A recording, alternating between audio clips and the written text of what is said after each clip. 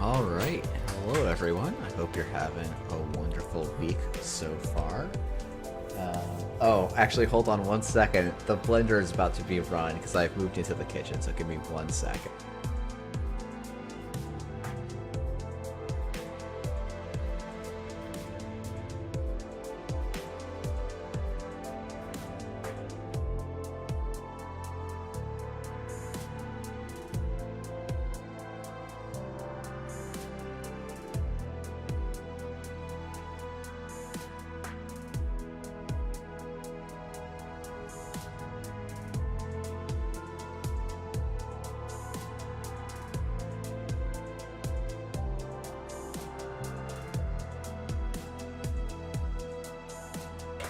Alright, I think the blender is done now. Hey, Meteor. Oh, apparently the blender is not quite done. Hold on. Final time's the charm?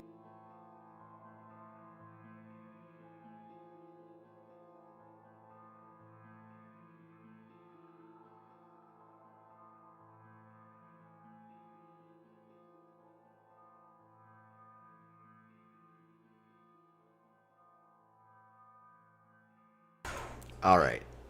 I probably should have left the blender noise on for just a second so y'all would believe me, but anyway, apologies about the blender at the start. We'll have to just timestamp this, I think.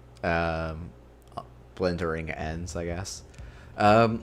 So we had a very neat, large event this weekend, and I think it's interesting to talk about because it's something that, I was in Andre's chat throwing some shade, and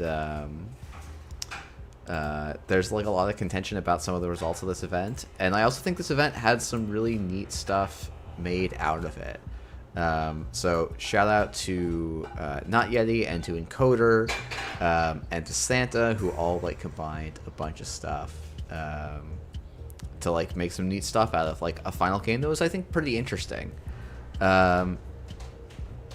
So I think this meta breakdown's pretty interesting. So we see almost a quarter of the field's PD, and then another 20% is either Reality Plus or Asmari, and then you have some Ag Infusion, and then a little bit of Ob and Asa, your diehards. You have a lot of Lat, so almost 20% of the field. Hoshiko, not a ton of Essa, a decent amount of Kit and stuff, and then when you get to the top cut, you have some Asmari, Ag Infusion, Asa. It actually changes quite a bit. PD actually underperforms quite a bit. Asa overperforms by a lot. Asa was apparently probably the best conversion rate, with 4 out of 5 of the players of Asa making it there, which I think is interesting. It's interesting how different people will slice this event different ways, and I think there's fair reasons to slice it both. So the ultimate winner of the event was Santa on Dial EA for Murder. Also, Daria, I feel like I lost the second half of your joke. Maybe you tried to post a link, which may have gotten swallowed by the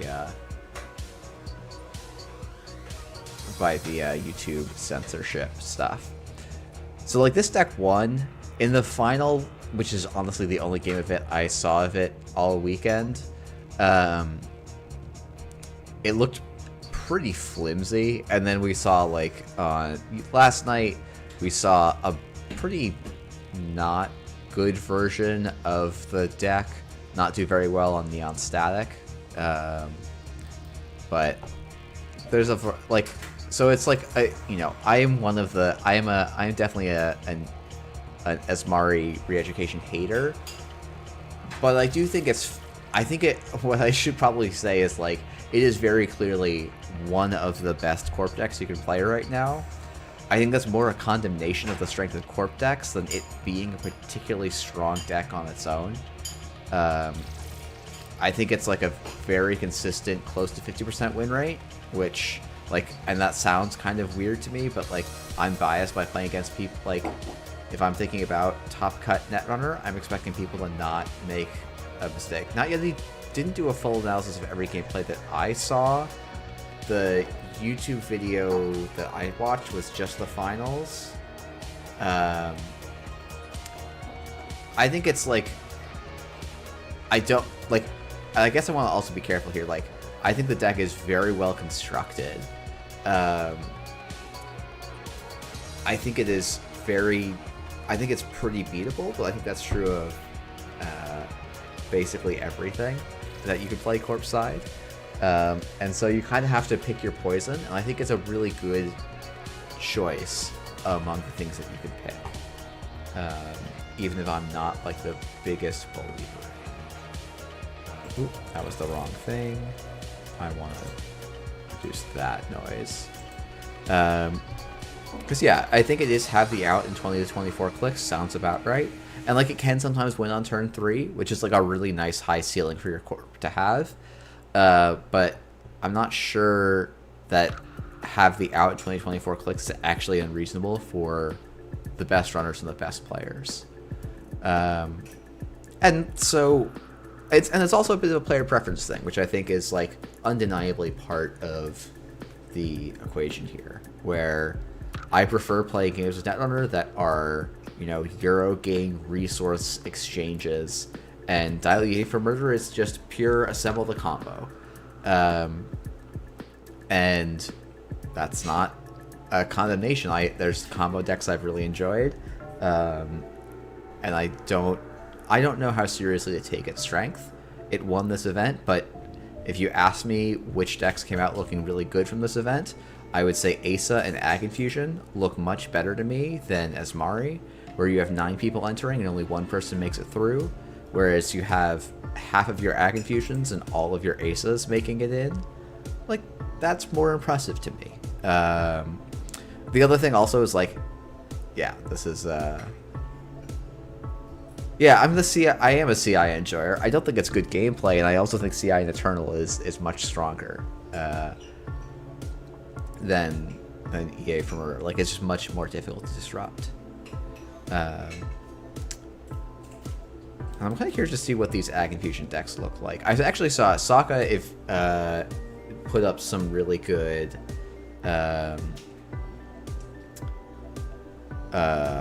comments on the PE list, and also playing Lat into Ag Infusion. So, yeah, I don't know, it's interesting. Let's see.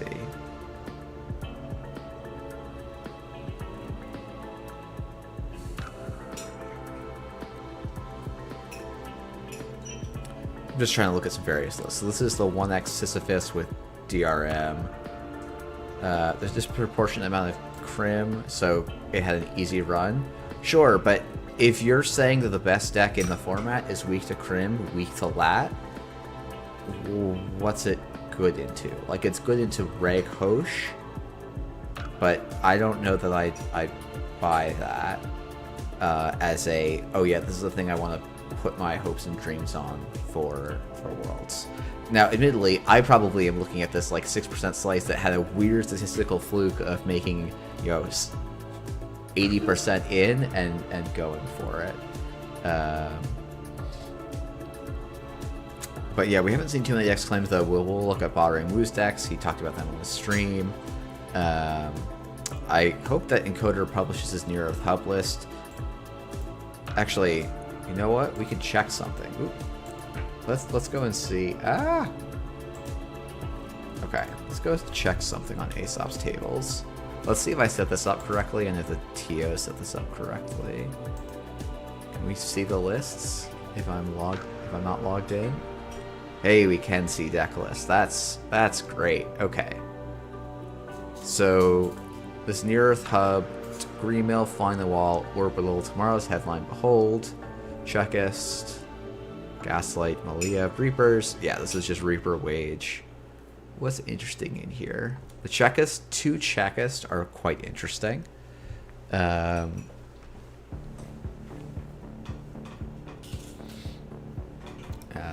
That's a very interesting change in the threats, and I think that makes a lot of sense with the Fly on the Wall and the Orbital Superiority, where Install Advance, or even just Install Advance, takes on a very different set of threats than it does without the Checkist in the list. And then just a very, very reg Mining Accident 419, I think this looks like a slight refinement to me of Shu's build.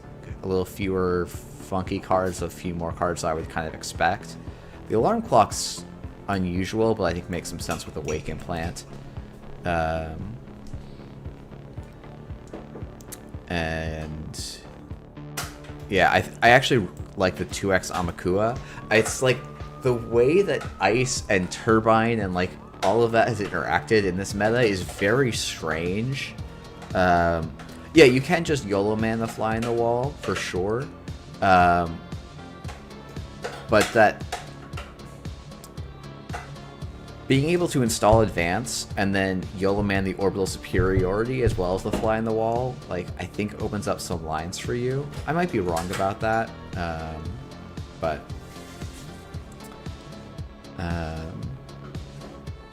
yeah, I wonder if you should fit the third Earthrise in. Probably not. Oh, not with 2 diesels and a buy advance. Yeah, you're fine. You don't need the extra one. Yeah, I mean, this is a very nice tight 419 list. We might even play that later because I don't play much Crim. Kind of interested to see Fire RL just playing. Is this just? This is basically just Reg Hosh. Yep, makes some sense. Reg Hosh making a comeback. Man, if Reg Hosh wins Worlds again after like a year of us saying like, oh man, Reg Hosh is busted, like, that'd be very funny. I guess maybe it's not super Reg because it's on Triple Crew, but it's not playing. I mean, hey, if I'm playing against Asmari, I would much rather have a Diesel than a Nuka. That extra click I save is pretty important.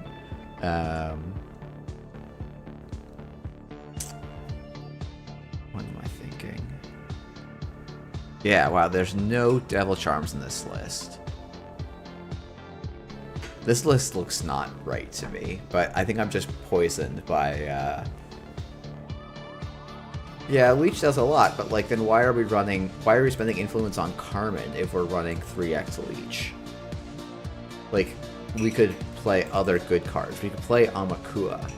Amakua Ma Crew is like such a good foundation. Leech is very good, so I wouldn't spend my influence here. I would spend them on Miss Bones. Yeah, it's playing Fencer because it's not playing a second Miss Bones. Like, I would trade a Carmen for a Bones and play a Mimic.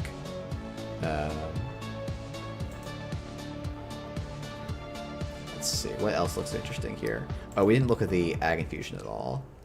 Bacterial, Charlotte. This is just more or less straight up Sakas with a Hammer and a Sadaka, which I think are some nice upgrades. A three set of Sprint, and a single Analytic Void, and 3 Bio Vaults.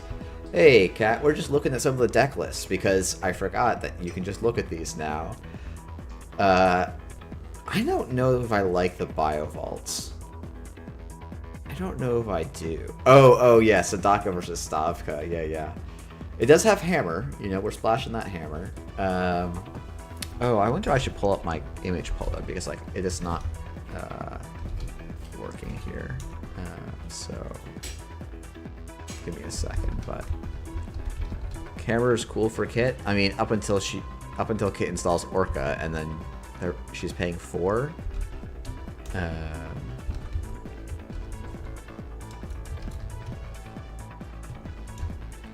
Sorry. Getting this thing.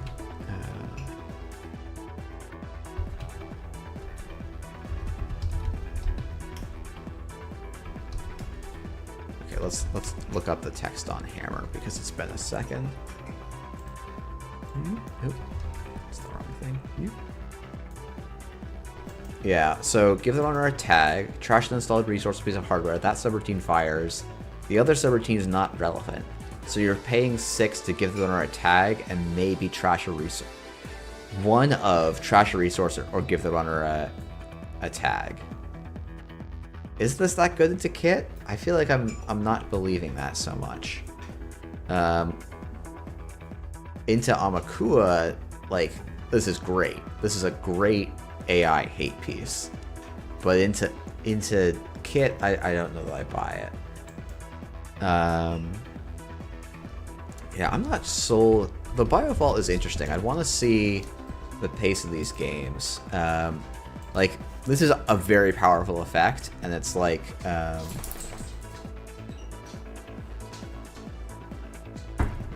it's a nice Lacosta target. My sense is it's a little bit too slow, and you want a little bit more momentum.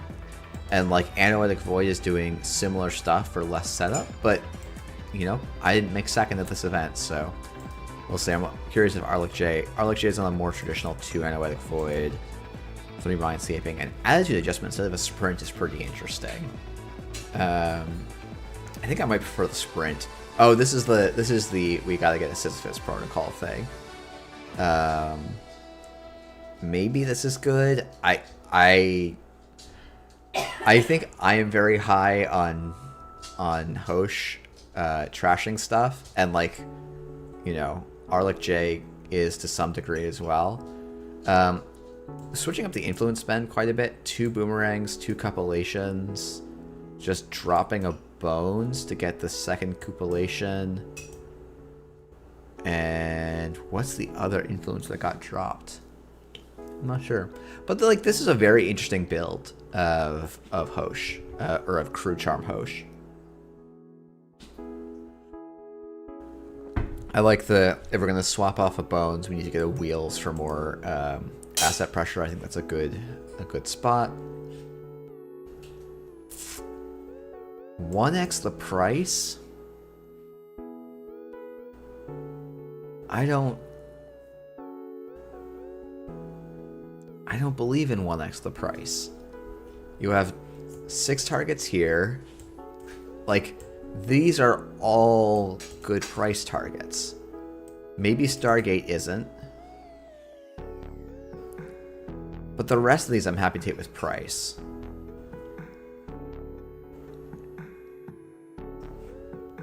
I don't know.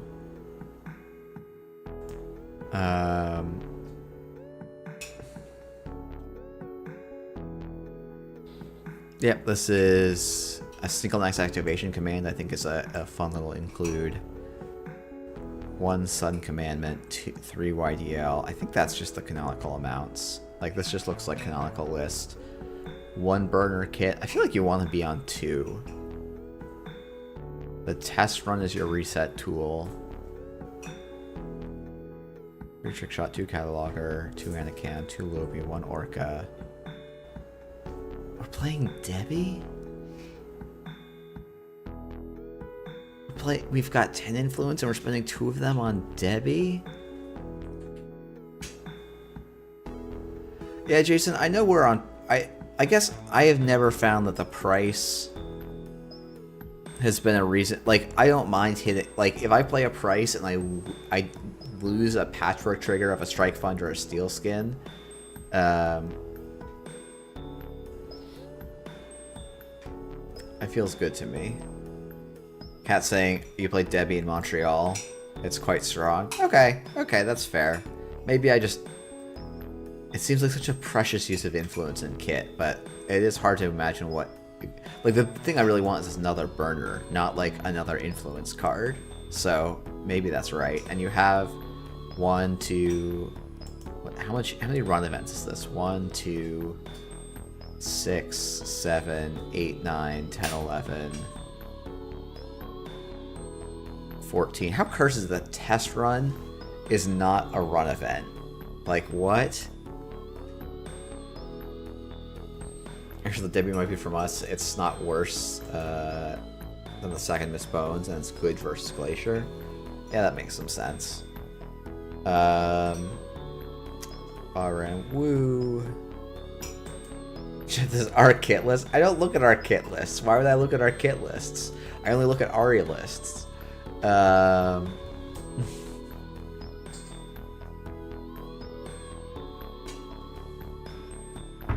Oh yeah, this is Bahram Wu's deck. I wish I had caught the start of his stream. I probably should have gone back to watch it. This Asa deck is wild to me. I don't understand this, but like I think this is one of the interesting things to me about Asa is like the deck wins because not because it's presenting unbeatable threats, but because it's presenting the runner choices. And so maybe it's the same idea of that this is Murray. You're offering your opponent the chance to screw up, and you're just doing it in a different way. And the Ismari just explosively wins when the runner screws up one too many times, whereas the Asa group has to then grind out its value edge over, 10 to 12 turns. And that's just a playstyle thing that I prefer, and that's playing into my evaluation. And then I love me some Arasana. I'm going to need to go and ask what the heck this monkey wrench is doing. To me, the thing I cut is the Cubon, the monkey wrench, the UAVs. So that's 4 slots. And we just put in, like, 3 sure gambles. And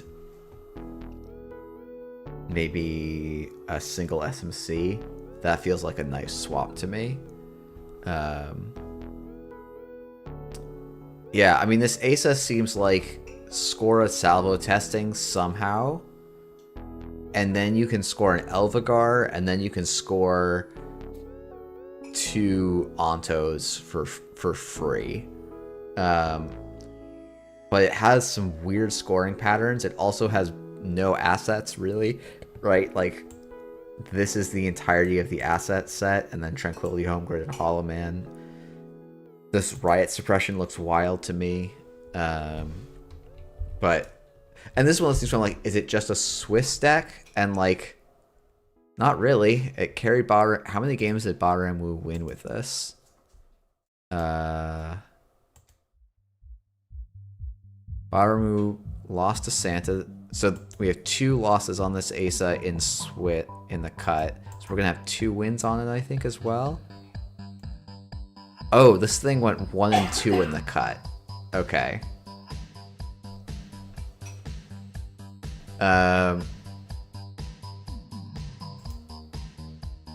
Okay. That makes more sense to me. Because I could believe if you're anticipating playing against a more reg style Asa, that you just make some misevaluations of how important it is to shut down 2 unknown cards in a remote. Because Baramu did talk about this on stream in one of his replays that he was reviewing. If you have a Tranquility Home Grid and a scored salvo testing, you don't need to you don't need credits. You don't need any more credits to win the game, because you can install Advance, a Bifurcation, getting to 4, and you break even. Then you can do that 2 more times for an Onto, or even just an Onto and another Bifurcation, which is the nicer path. But oh yeah, and this first game was versus Essa, which probably is a pretty nice matchup. That's very funny.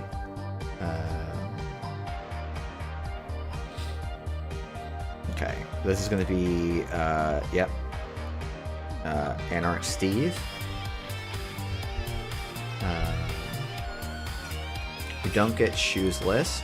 4-0 with Essa, and then 1-1 and 2 with Asa. What a cursed record.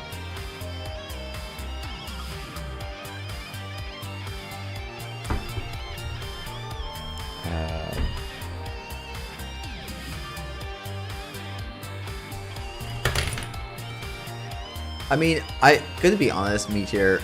Well, don't worry, it's not as embarrassing as some of my losses on stream. Yeah, but it's also very easy to say, "Oh, my opponent's at 0 credits. What can they possibly do?" Yeah, are you sure? Are you sure? That is a good callback. Yeah, I don't. Is there other lists we really want to look at? I guess we should look at how people finish. Sentient Coder, Baba, and Rue. Hectorus made it pretty deep with a different Asa build, I assume. Yeah. Oh, 2 Stavka in Asa. That's spicy. That's really spicy. That's pretty cool, honestly. 2 Ablative, 3 Brand, 3 Drafter, 3 Gatekeeper, 2 Stavka, 2 Tatu Bola. Fully operational seamless launch, a manic armor virus, and a tranquility. That's such an interesting set of ice. And then lat 1x bravado, 2x swift. Oh, this is the all-in deep dive list, but only on 2 deep dives. It's very interesting. That's a little surprising to me, but I guess you just play control lat till you get the first agenda, and then you just try and deep dive to win the net. Otherwise, I'm playing the 3 deep dive Sable from German Nats. Do you think that deck can be real into a potential Worlds meta? Oh yeah, DJ for the 3rd, I guess, but I don't know. Lazy, I'm not super sold on 3x deep dive Sable. I think I think you can play a very strong Sable deck. I would basically take this 419 list, cut the mining accident for a deep dive, play a second Biobands, or cut the Biobands, play a Diesel. You have 2 slots, and you kind of can figure it out from there. I don't know.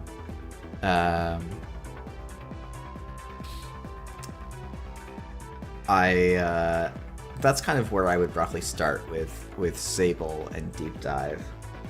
Let me go look at German Nats just to actually take a look at the list rather than trying to like go off the top of the dome.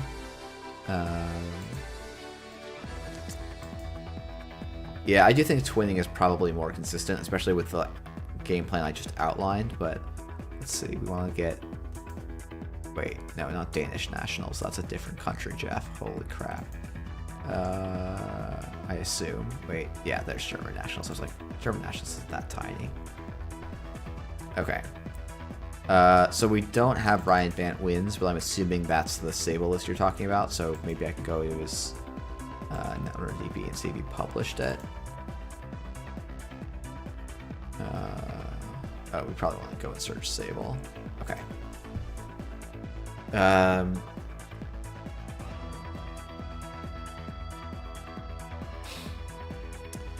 Yeah, I mean, like,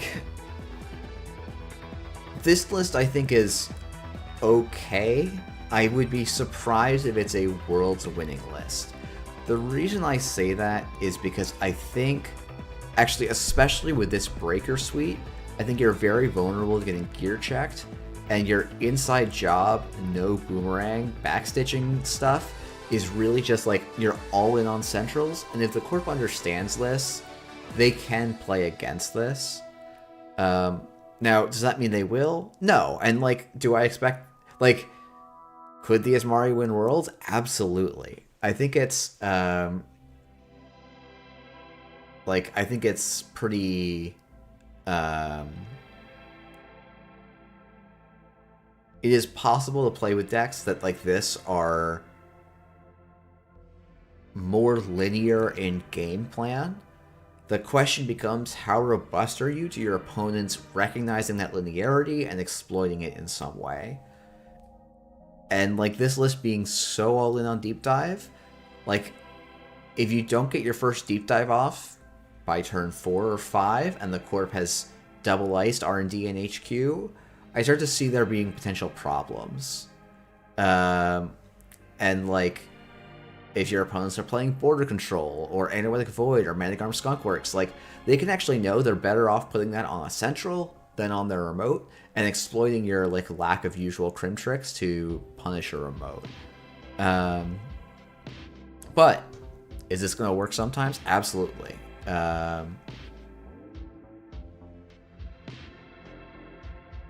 Asmari crushed the UK scene. I don't know why people think just be good for it is the answer.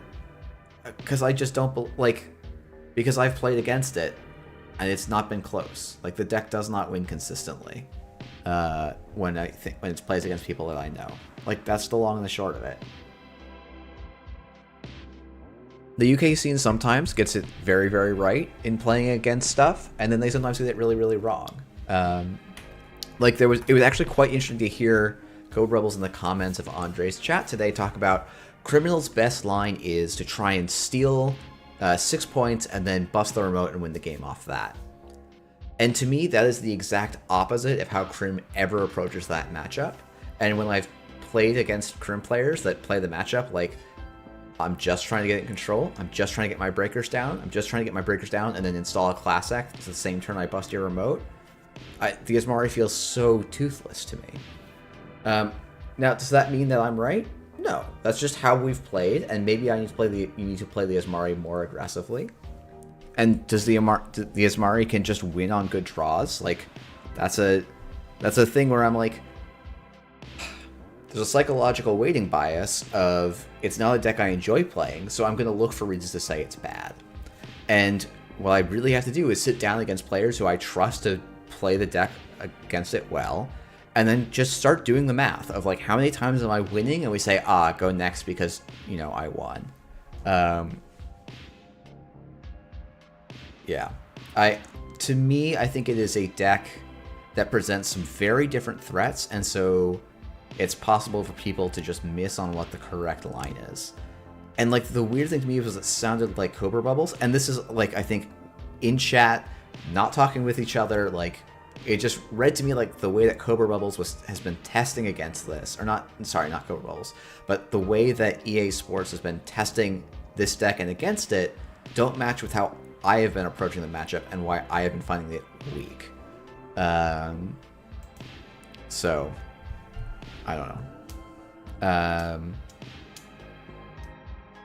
But, I don't know. And it's, if we go and look at, like, the deck is clearly not an autopilot, because we see goes 2-2 for Santa, goes 3-1 for Frydan. It does go 4-0 here, it goes 2-2 here, and once you start getting down to this point of like, hey, the host went 0-3, how much do I value a 4-0 at a 1-3 table?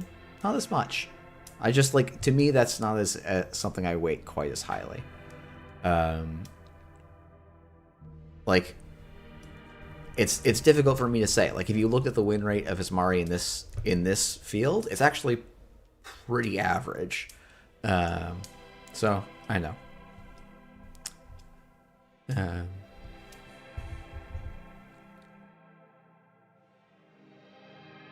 But it might be that, like, you know what? Even though it's beatable and you can understand the strategy, it just draws better than the runner can 60% of the time, and that's its true win rate. So, yeah, I don't know.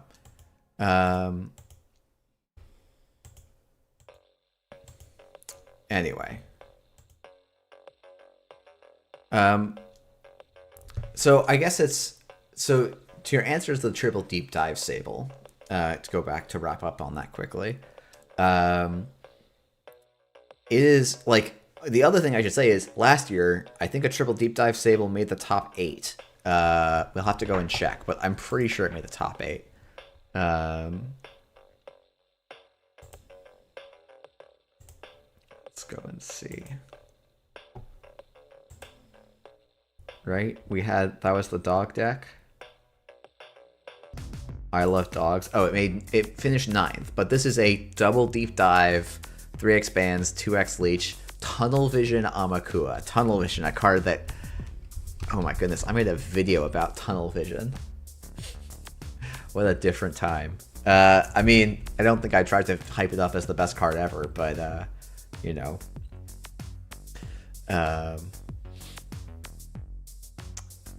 Yeah, I mean, so clearly, double deep dive decks can do quite well. And so, like, if you ask me, hey Jeff, can I get into the top cut at Worlds playing a double deep dive Sable deck or a triple deep dive Sable deck? I think the answer is quite possibly. Do I think that Asmari is going to make up a large portion? Like, I would put money on like 2 to 3 Asmaris making the top 16 at Worlds. I think the deck is certainly strong enough and like very deserved of that level of performance. I would be a little surprised if you told me it won Worlds, but that also might be a little bit, not because I think the deck is clearly worse than other Corp decks, but because I think really it doesn't, how do I phrase this correctly? Players who have a very strong understanding of the tactical game of Netrunner and the like piece movement of Netrunner, I think can gain more equity by playing other styles of deck, Precision Design and Ag Infusion. And they can just, like, they can eke more win rate out of their opponents making the same set of mistakes that way than playing a deck that people can just ultimately include a couple of tech cards for and beat a decent amount of the time. And just play well into. But I'll be curious to see. And, like, you know, I've been a hater on a lot of other people's decks this season. And I should be fair and say I have not designed any good decks this season. I've been really bad at building decks. Here, the only safe prediction for Worlds is why would everyone not be on Lat? Oh, because Lat has, I think, a pretty rough Ag Infusion matchup. I think the Ag Infusion matchup into Lat is pretty dire for Lat. And I think there's some NPN decks that can, like, I think there are other Tag Storm style decks that can make Lat's life really hard. I think even PD into Lat is, like, PD favored. Not, like, a lot. Like, it might be, like, 51% PD. But, like, to me, I think, like, the Lat is really good. But I also want to say, like, Sokka is just the best player in Netrunner right now. Wait, so can I dunk on decks if I have made decent decks asking for a friend? I don't know. I do it without the credibility. It's funny when I'm like, oh yeah, my credentials are like, oh yeah, I came second in Continentals last year and the year before. Don't worry about the fact that, don't look at any of my other performances, and definitely don't look at my performances this year.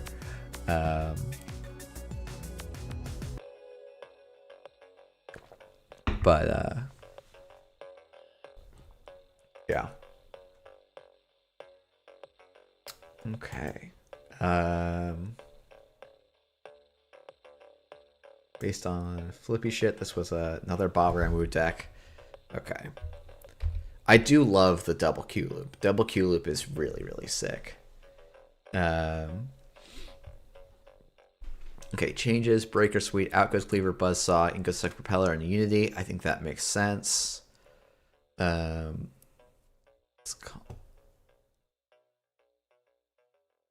just wouldn't play the Monkey Wrench.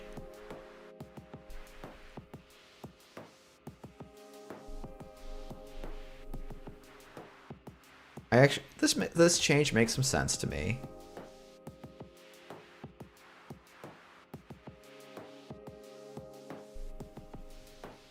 Yep.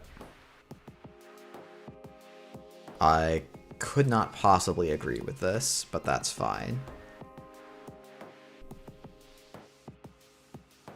I mean, this is actually why I started cutting DJ Steve, I think, from these RE decks entirely, is it's just not that good. I don't think Lat struggles with Jinteki, period. I think Lat struggles with certain Ag Infusion builds. So, yeah. Oh, right. I should talk about the funny thing I did this weekend, which was I played, this is actually not the list I played. What is, oh, hold on one second. I'm going to change the list. I'm going to upload the list I played to fix this.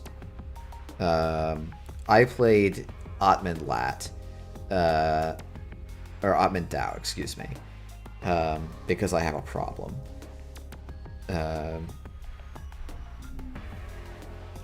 Alright, let's try reloading the page. Yeah,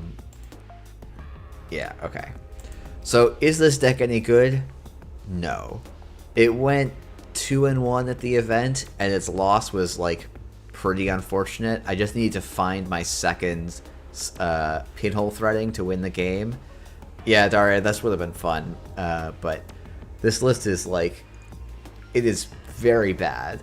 I would absolutely play an Amakua. So I talked about this a little bit after the event. Is the correct cut is cut an Atman, cut him his bones, put in a Amakua, and then put in like a Biobands. But this list was like, it was shockingly fun to play, and like the powerful stuff it did was Hermes Tau. And the like, oh, I can do that with Cataloger is pretty good. The Slamble chips were pretty mediocre, unsurprisingly. It's basically just a little bit of insurance here. The rigging ups got me a couple credits. Rigging up a cataloger felt pretty good.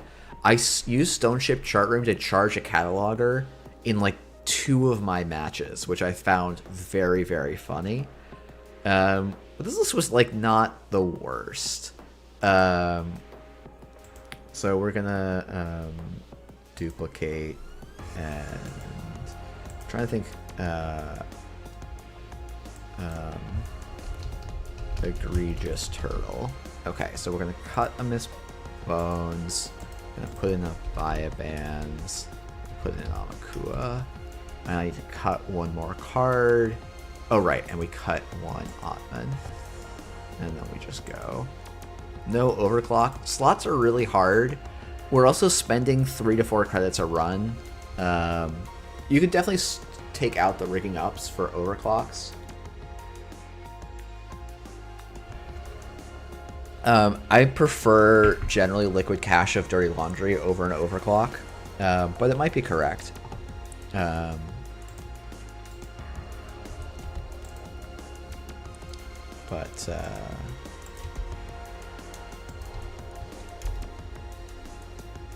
What did we call this? Something silly. I don't think I spelled egregious correctly. We're not going to worry about that.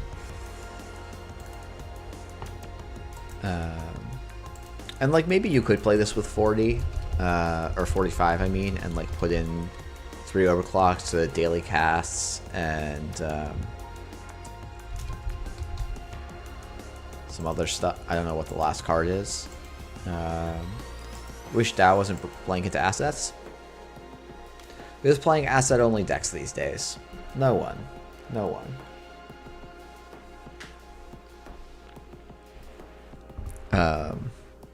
Yeah, I wonder, did Dev ever tell the story of what Dow's text almost was? Because yeah, that was definitely like Dow being blanket to assets was definitely like a consideration from when I was playtesting. But I'm actually kind of glad we ended up with I guess from my perspective, if the gateway IDs are not like meta defining things, I think that's actually probably a pretty good thing. Jeff, if you help me finish my homework, I'll come play you. Ooh, I love math homework. I'm assuming that's what it was.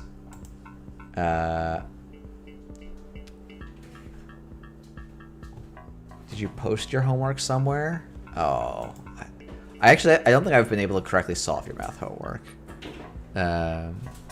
Oh shit. Oh no, time to get clowned on. Time to get clowned on. Ooh, okay, this will be an interesting one. We have no clot, so that's gonna be bad. We have to beat 6 strength ice.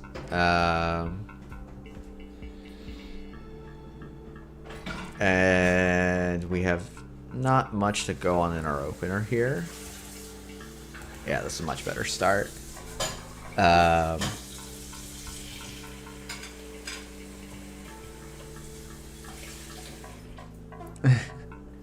Oh, that's very interesting. Okay. So this is going to be Hedge, Sure Gamble, SMC, Dirty Laundry, HQ. Let's go and get our Amakua. Under the Bus. Okay. And draw. So I don't know if you, I think you can play Under the Bus now as Eric, just with no resources.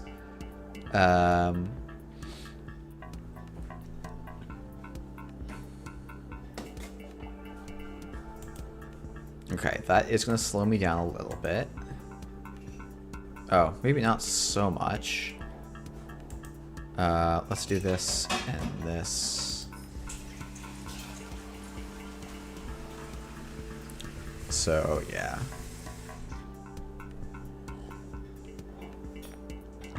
Don't need to worry about stuff yet. Oh, okay. We're rezzing Spin Doctors aggressively. You know, if I just don't access cards for a while, it's going to take Eric a hot second. I say I don't access cards for a while, and then I'm immediately like, buy a band's archives, buy a band's archives.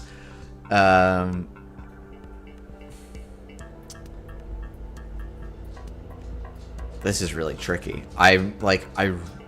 So much of my money is run based, but I think it's like, it's just not correct to play any of it right now, I think. Because I just turn on his stuff.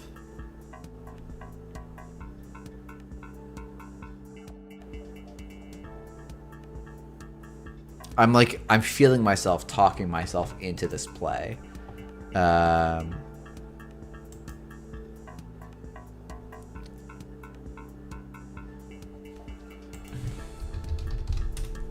Okay.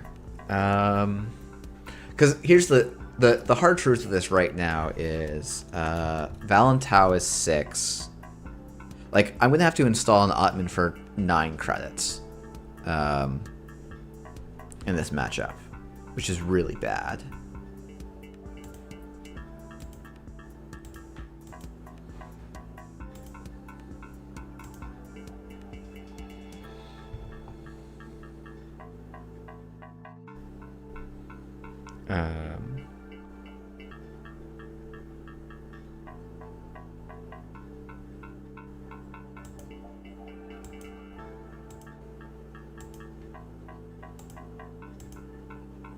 Okay. All set.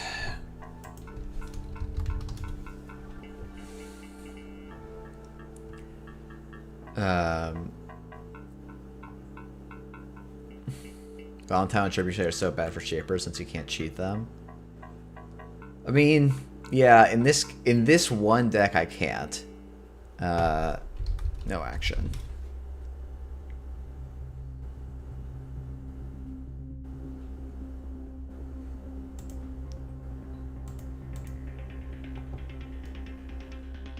Okay, let's just swap the ice for shits and giggles. Let's diesel and try and get... Okay, okay. Oh, I can't really install the daily cast if I'm also going to play the Dirty Laundry this turn.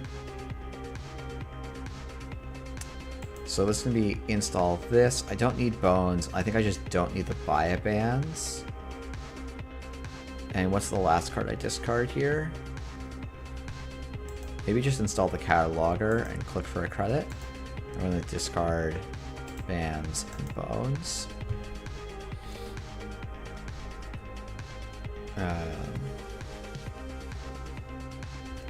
That's the 3rd Spin Doctor down. Government subsidy, so we're up at 29. Oh, we're going to be doing some big deals, aren't we? Let's draw, credit, and do the silliest looking play of all time.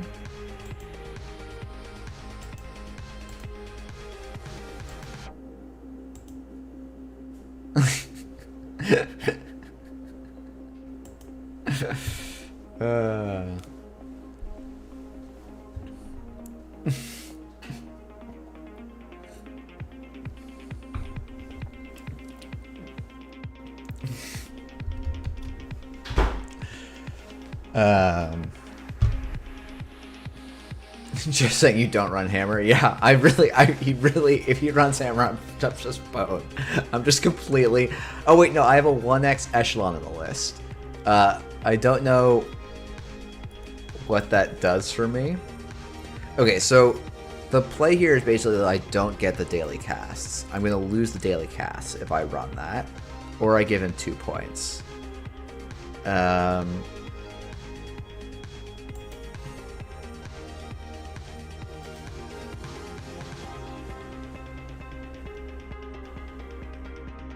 I'm like, should I install the last daily cast? Probably not, right? I think I actually can give him the points here, and then next turn I'll do the run. I think. The type in dots after admin 6 is very funny. Yeah, it is. So I think now I can start doing a little bit of interaction. And it's probably just going to be interacting on HQ. Hammer is bad for me, I think. Yeah, so I have to run Archives once, and then I get to run HQ. Fortunately, I can make that somewhat worth it for me.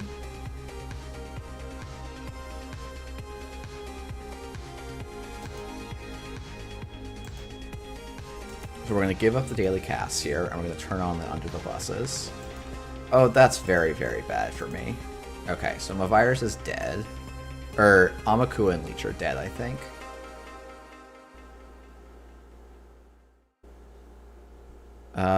We can pinhole threading at some point. So now I actually want some extra cash. We're gonna trick shot instead. Because my plan here is probably to actually get an Ottoman 4 and just like start floating tags. You're gonna get your Ottoman Trojan horse. Oh, I am, you're right.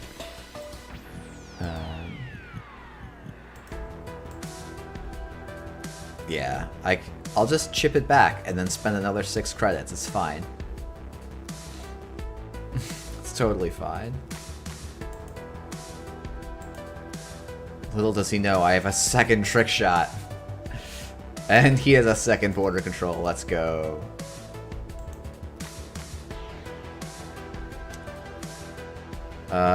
Let's run R&D in Cataloger. Because I've already accessed cards, so I'm like already committed to the worst lines here.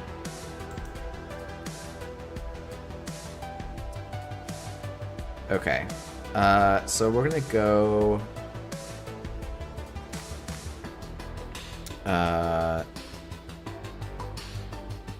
above the law, reg cap, Rashida, big deal. Done.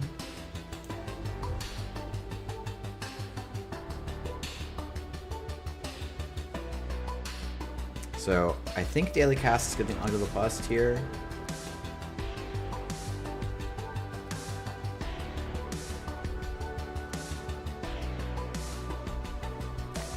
No action.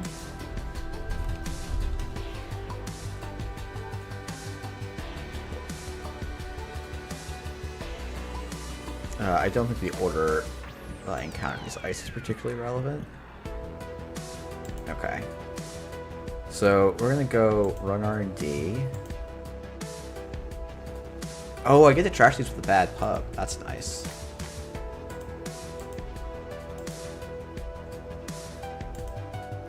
Steal. No. Man, if I had the Hermes down, this would be so nice. I thought it required that I accessed a card. I think we saw one very early.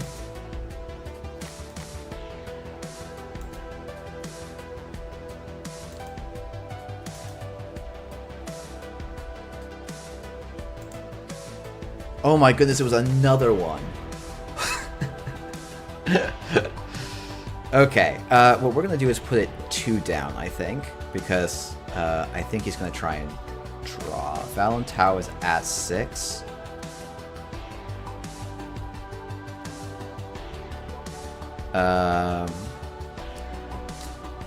This is a thinker. This is pivot. Atlas. No, we have to rearrange that slightly.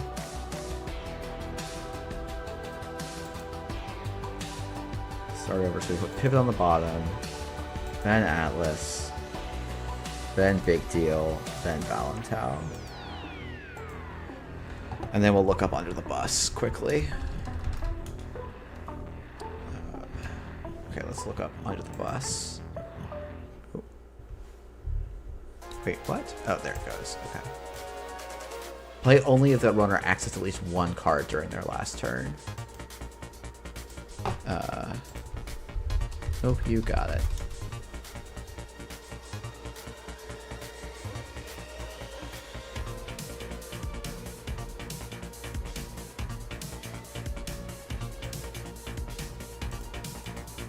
Okay. So now I'm in some trouble.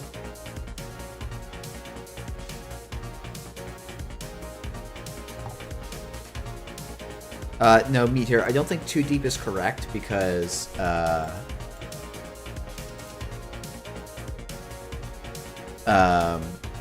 what happens is if he Mando draws, then click one draws, he can then pivot and shuffle R&D, which is actually what he's going to do when I go and run back here, I think.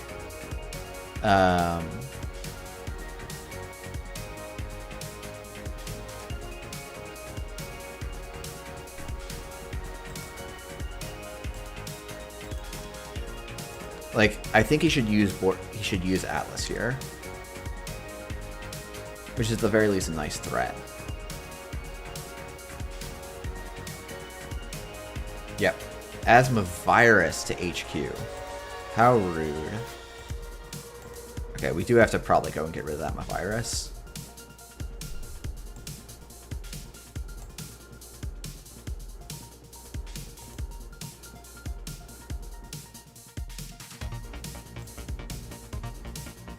Okay, so HQ is probably clean. It's not clean. Holy shit. Okay. Because he tutored him a virus...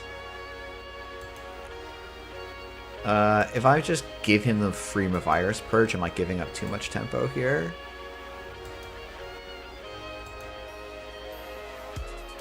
Okay. I'm not going to run again. He can get to 6 this turn, and I can't really do anything about it. But he would lose them a virus if he uses that Audacity. No action.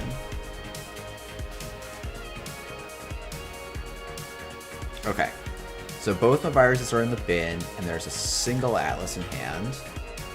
Or there's a single Atlas. Oh, so I just have to find the hostile here. So the question is, do I draw for my other one-up cataloger?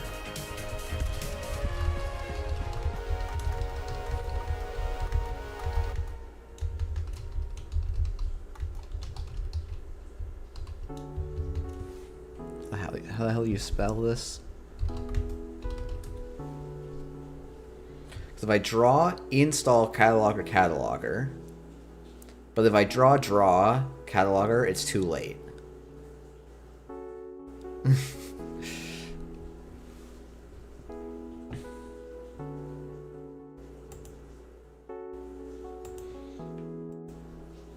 Okay, we just have to hope that there's trashables on top of R&D.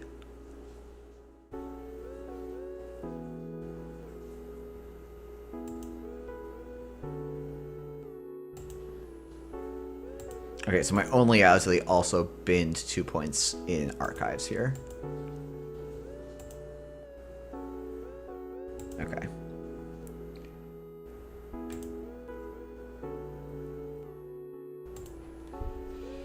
GG. No clot. Ugh. No action. Oh, man.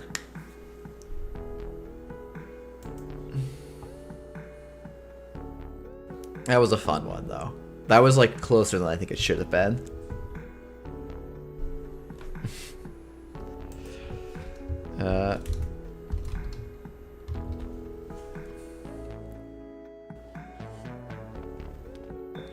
Alright, so we'll play against another deck after this, just to kind of see. One of the things I was thinking about was, like, yeah, it is... Ottman is just not very good. But it is fun. And, like, against HB, if I have a card that says, spend 5, break brand for 3 for the rest of the game, that's better than Pressure Spike. Now, I have to be able to rigging up, but, like, I could probably line that up. If we're playing a game against PD, I probably have enough time to line those up. Also, I'm glad JNet lag isn't too bad. I was stalling a little bit because I was like, oh, maybe JNet lag will be bad and I'll just do like a Slay the Spire stream or something. But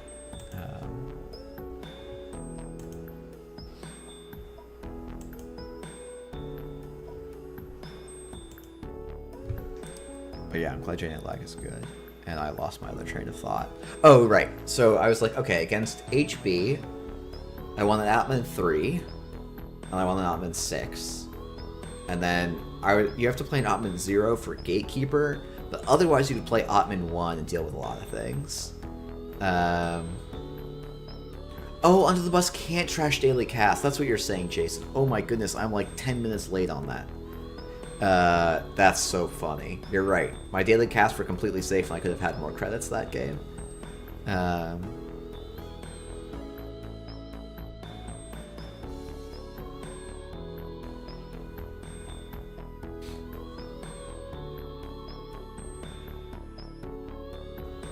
Yeah, okay, if we wanted to put in a clot, how do we fit the clot in?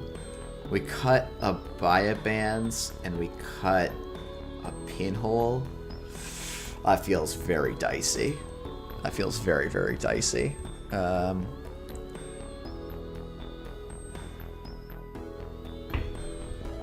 maybe that's fine. That gets us a clot, and it gives us a card slot. Oh, we play Parisha in the last card slot. That actually sounds okay. Is that just good enough? Like, clot's very dead until suddenly it's not dead. In that matchup, for example. But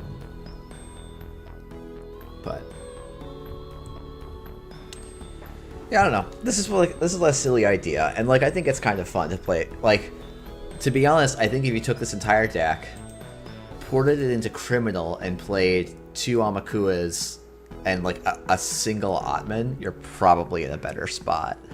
Because the core of this deck is just Crim nonsense.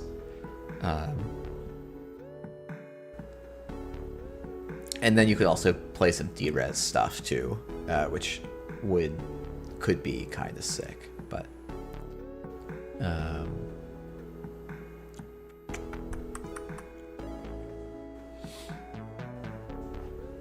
yeah, this would not be a runner deck. I think that's going to be scaring a lot of corps out there. It's just kind of, it was a fun brew, and then I just played the same ace I've been playing. There was a comment earlier about I think Tatu Bolo is mandatory in Asa.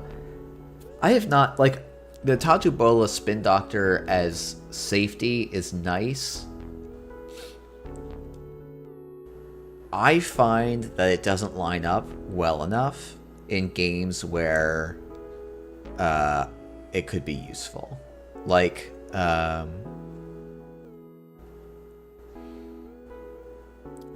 it actually requires a pretty specific hand of Ice and Spin Doctor, and then also Tatu Bola on the remote.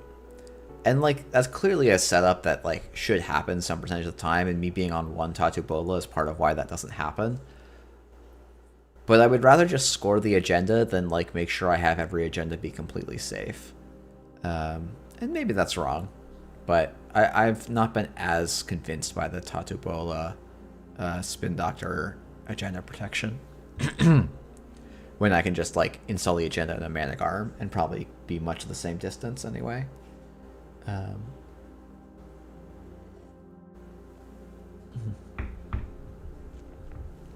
Alright, we're an hour in. We've played one game of Netrunner, so I think I am no longer allowed to make fun of Andre. Trying to think. Other stuff we could do. We could go back to this list. Yeah, if Chachabola was one influence, I would probably play it. But even then, like, Bran is such a good ice, and then Ablative Barrier is such a headache for the runner in the late game. Like, Ablative Barrier is just like, hello.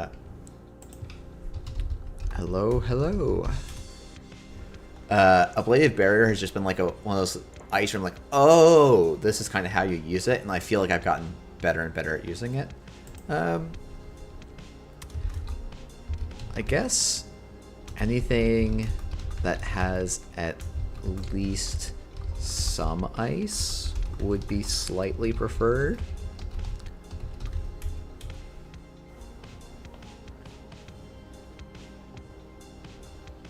Okay. PD it is. Ooh, this is a fun hand.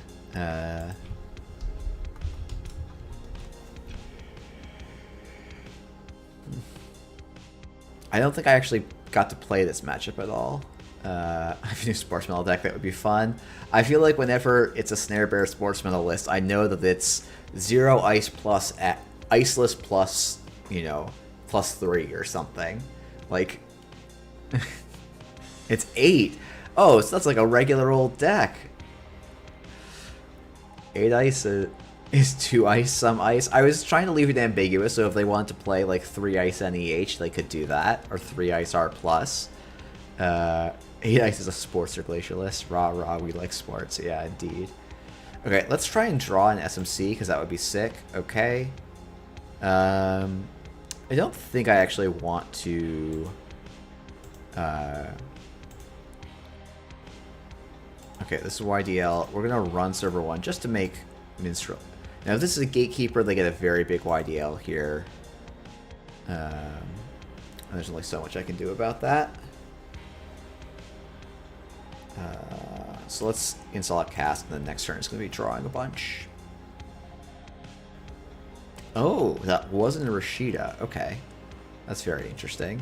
Hey, morning, Jai. We're playing a very, very silly Hermes Dao list. I've done the same thing and put in a single Amakua, which is the much better thing to play than Atman, but we did get an outfit to res 0 ice by installing an Atman 6, and we only paid 5 credits for it, so, you know, who's the loser? Okay, let's buy a band's HQ, let's draw 2 cards, install a card from the grip, paying 1 less, Blade Barrier, okay. We're playing an Echelon for safety against literally Hammer, I think. No, short on the big deal access. That's not good. We have 2 diesels for next turn, so that's a pretty good go for us. We just need to find an SMC, and then the remote's busted, I think.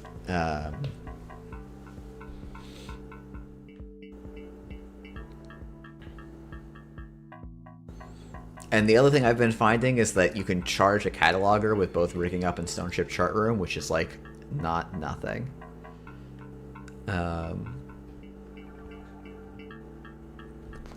Install Advanced seems very risky against a Shaper player for basically this reason. I think I can go last click here. Gamble, SMC, Trick Shot. A Drafter Fire I'm actually okay with. Yep. That's gonna let Unbroken Subroutines fire. We're gonna run server 1. We're gonna SMC. Pay 2. Install an Amakua. Pay 2. Oop. Counter the ice. Fully break. Reach the server, spend 5, spend 3. Steal. Yeah, let's swap these. And we'll trash the Manic Arm.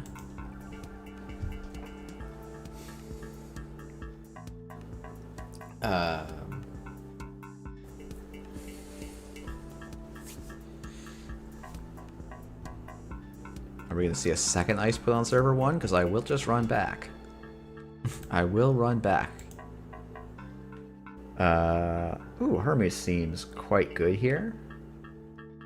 So I think actually we're just going to take this one a little slow. Hermes Stone Ship. And then if Minstrel scores here, we bounce R&D, rigging up a cataloger, and go.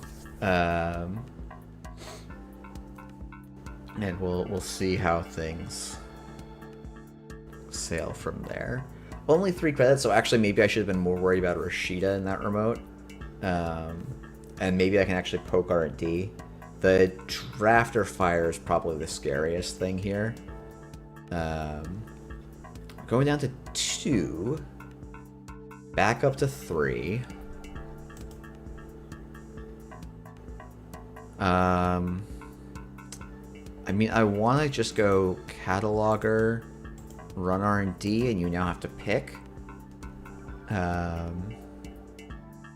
Like, I This is a very rough draw for Minstrel, I think, is the long and short of it, is basically what this is telling me. Adding a YDL to hand makes sense, but his next turn is just going to be look for 2. Yeah, we can just cataloger this. We'll put a Rashida on the bottom. Red level Sun Commandment next. I'm just not that worried about next.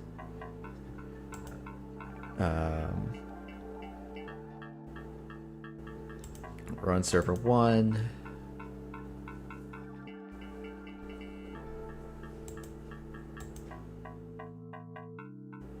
I guess we're giving them a slightly bigger YDL, but we're also going to have them discard more cards.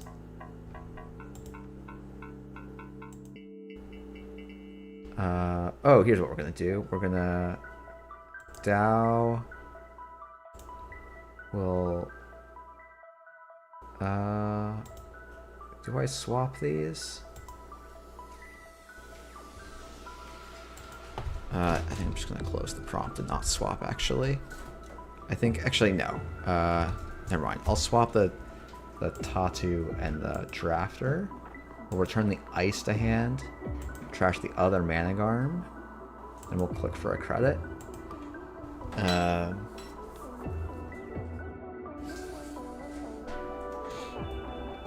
We'll probably just Stone Chip draw at the next opportunity. 2 cards discarded, I don't mind. We can get an Ottman down for 2 credits to break the Drafter, which does seem kind of nice. And then we just need to get a Leech going, and we'll be in a good spot. So,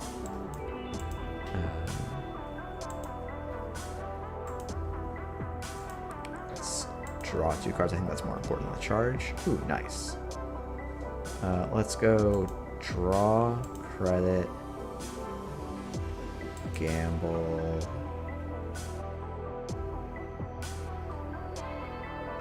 I don't think I need the Simul Chip here, so... Actually, I don't need the Echelon in this matchup, so we're just going to discard the Echelon over the Simul Chip, I think. So we see the next and the Ablative. So the Sun Commandment is in hand. Now there's a red level clearance in hand. And then there's a Rashida in hand now, plus 1 unknown card.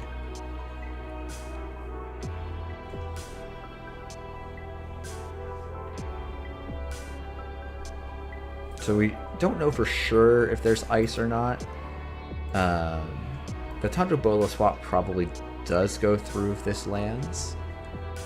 And the Managarm means I don't actually get the...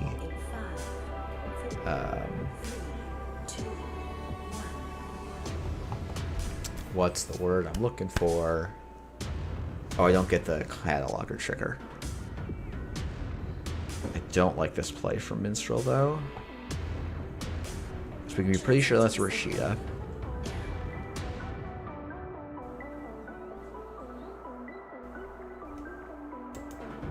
And once again, we can be, you know, it's going to be a rough credit spot for them, I think. Leech is very nice here.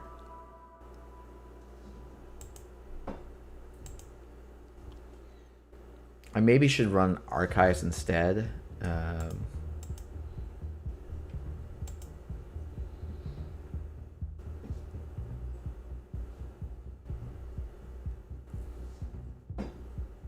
But if we don't get a Tatu Bola swap, that'd be pretty nice. Okay, we do, but that's alright.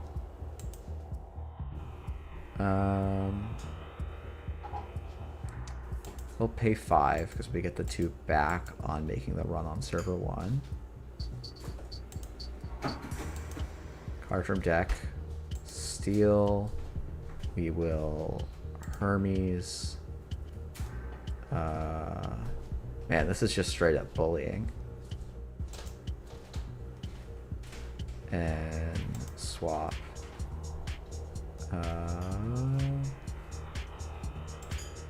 These. YDL. We will trash. That for one. We'll decline the run. And then just draw, I think.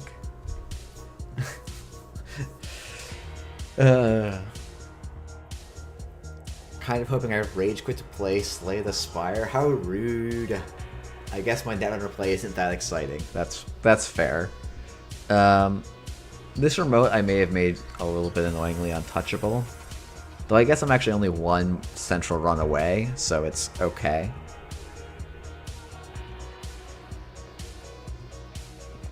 Oh yeah, Jai, I saw that, and I maybe just really enjoy Slay the Spire. Yeah, maybe.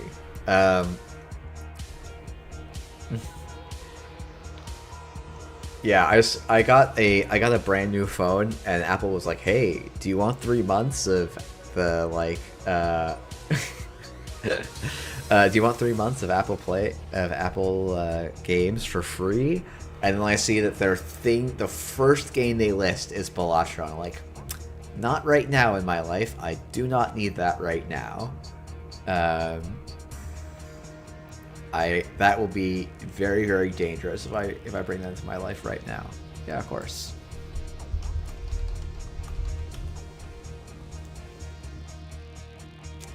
Yeah, me dissing that kit list was something else.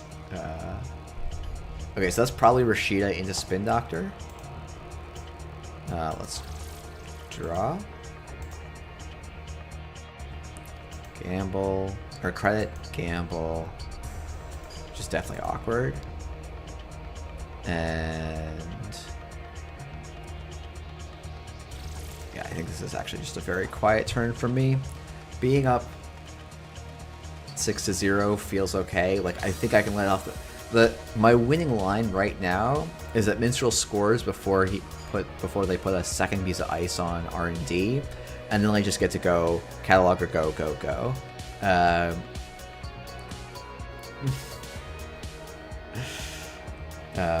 Because, admittedly, this is the second game in a row now where Clot would maybe be useful. So it's definitely something for me to start considering. Okay, so we're going for a big YDL here. Very big YDL.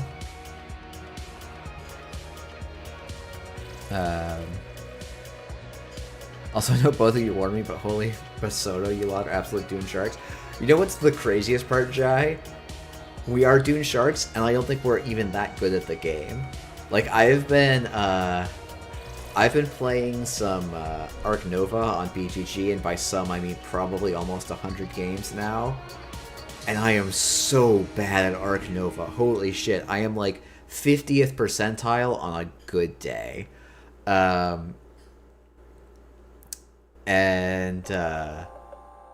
Like, whew. And then I was like, oh, I'm pretty good at board games. Let me play Azul. I've played a bunch of Azul with my wife. Holy crap, am I so bad at Azul. I'm like 1 in 10 in like 30 games or something. Like, it is I am so bad at so many of these things. It's so funny. And I'm like, oh yeah, I've got transferable skills from Netrunner, and then the rest of the world goes, no, you don't, you doofus. So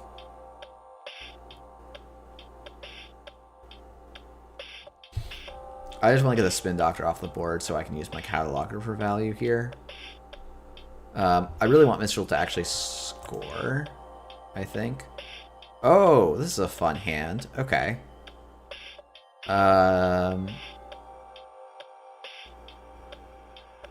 Let's just run Archives and see if a virus ended up here, because that will inform a little bit of my play. So I can rigging up, install on Ottman, spend 2, and then charge it. Okay, so now I can break Drafters for 2 for the rest of the game. If I run HQ once, I probably get to break a break a brand one time. Okay, so the play that's bad for me if this is a seamless score. But no, this is an Icoa score, which is about the worst possible thing for Minstrel here. Now, I have some choices on where I do this. So Hermes is just going to bounce. And let's swap the drafter onto R&D. I'm sorry, the gatekeeper.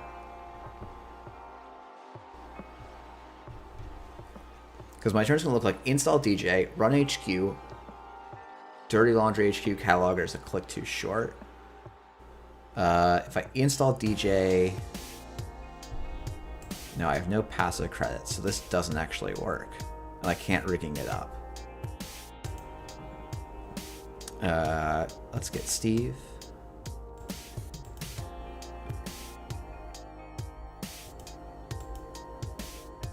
Let's run the HQ. Give the old 1-2. Laundry. Oh, I guess I could trick shot, but let's just laundry HQ.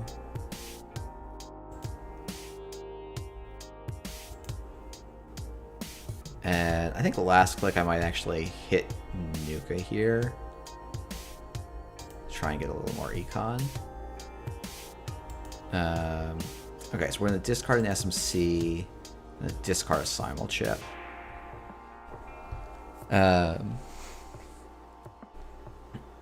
Tranquility.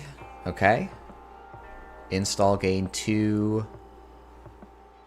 We can't big deal this. It's pretty vulnerable. And I also am threatening a win on R&D. Like, this is a very tough spot for Minstrel for sure. Because I don't think there's... So if this is like board control Bran, then the server costs me 1, 2, 3, 4. Cost me 7 plus another 5, so it cost me 12 credits, which is going to be more than I'm going to get this. I can have this turn. But if it's any other server where I only have to run once, I can just run HQ, play a gamble, and get in the remote. Unless this is a virus, which would be pretty sick. But I think this is also like overcomplicated. The actual line is run HQ, play a gamble, run R&D, win the game. Wait, I actually need to do that in a slightly different order because of clicks. So it's probably going to be run HQ, get back 2 trick shots.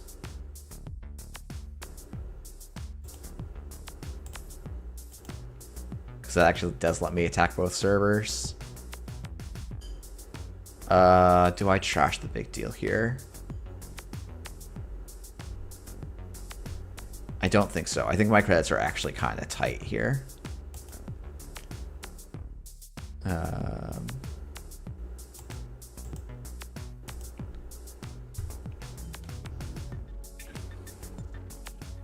So I will need 5 credits to go back in. I think I can afford that. In the worst case.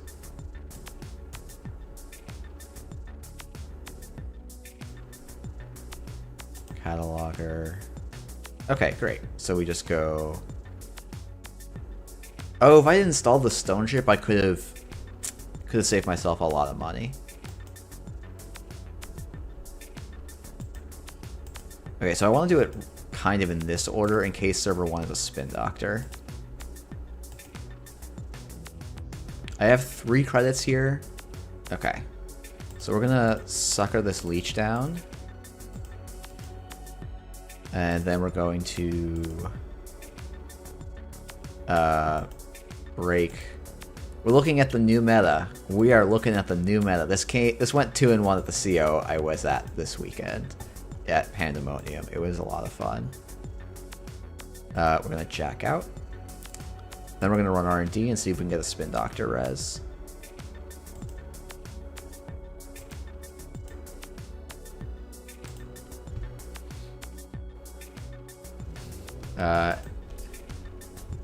Yep, exactly.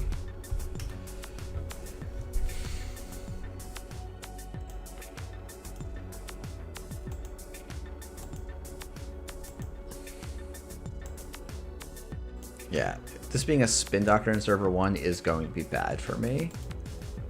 It's actually almost certainly a spin doctor. But we do get the chance to just run HQ and snipe it here. Oh. GG.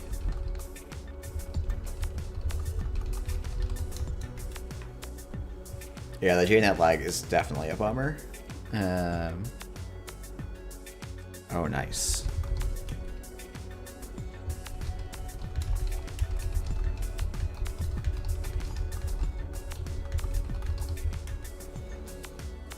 Yeah, that was a rough draw for Minstrel for sure. Very rough draw. And honestly, like, Amakua did all of the work, but we're not going to worry about that. We did get to install this Oddman for 2 credits.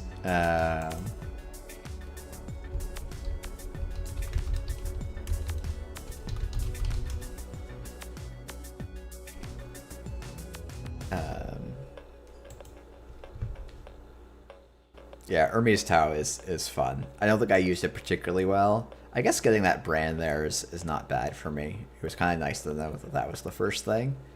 Yeah, the list I was actually playing was at the CO was triple Ottman, no Amakua, and I was like, oh, an Amakua is just better. Yeah,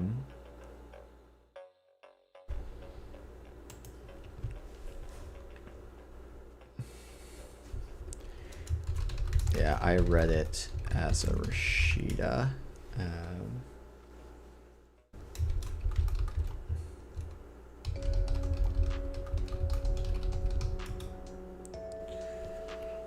Yeah, the odd thing to me about that is it's score at midnight 3 arcology, and then your next turn is credit YDL. So like you're giving the runner the first turn, the second turn. You basically give the runner 3 turns to just set up, and your only threat was the single agenda. So it's a line I wouldn't want to do unless I was forced to mulligan into it, which may have actually been what happened. No, they kept their hand. Interesting. I'm not sure I would keep a hand where my line is score an agenda. Maybe. I don't know the heuristics.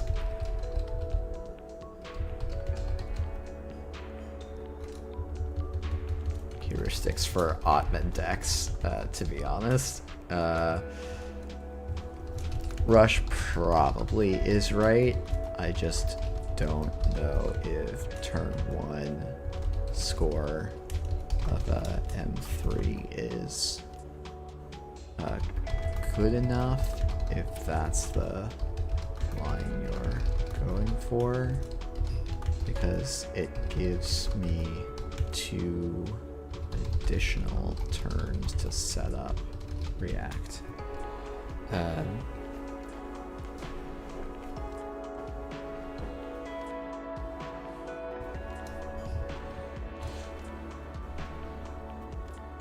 Yeah, 11 turns, and we're 10 cards left in the stack.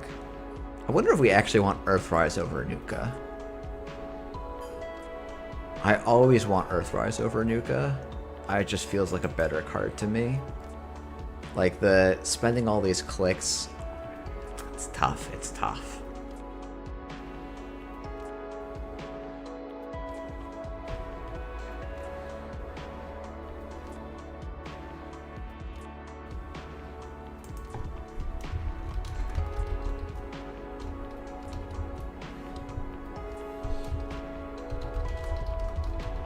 Hey, Super Not. Maybe we'll play a game of the Refuge campaign now, and then we'll maybe do some Spire. Yeah, that's fair. I don't play that much YDL PD, so I didn't realize until after I hit the Gatekeeper how much trouble that could cause me.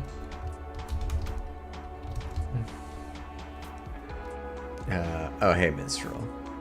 Saying Earthrise is better than Yuka smells like bait. It's not bait. You just pay different resources, right? It's like, is spending 2 clicks worth 3 credits to you? And do you want the draw of 3, or do you want a clickless draw of 2? Like, I think there's reasonable arguments to play Earthrise in more places than it's seeing play right now.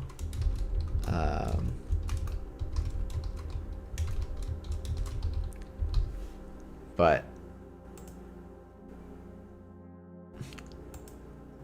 Supernaut saying, I was just tweaking my Ari Ottman deck next week for locals. I initially built this out of Ari and then went, wait, I have nothing that uses the Ari ability. So let's just play this in Dao. I mean, really, the correct answer is put in 5 more good cards, which are like 3 overclocks of daily casts and the 3rd stone ship, I think, or the 3rd rigging up, and you just play it. Because initially I was like, oh, I'll play rigging up an Ari because I can play 3 rigging ups because then I can also rigging up a lily pad.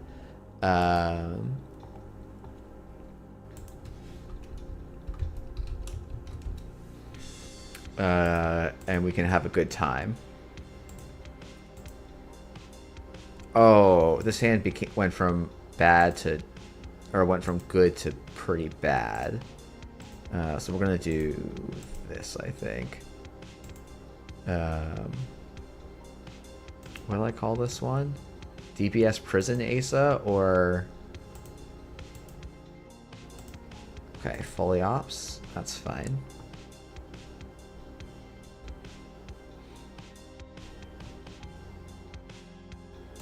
You can trash this Maryland campaign if you want. I think that's both correct and something that on exchange I'm okay with. So we're gonna Muse Coalescence, so we're setting up an Ari shop engine. Oh, this is like a hardcore deep dive list. Yeah, let's just overwrite that. New remote. Click for a credit.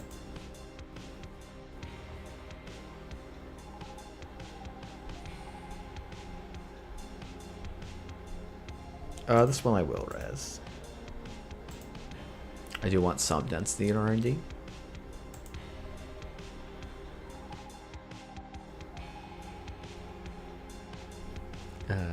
If I draw an ice, I just go off-rolled ice, I think.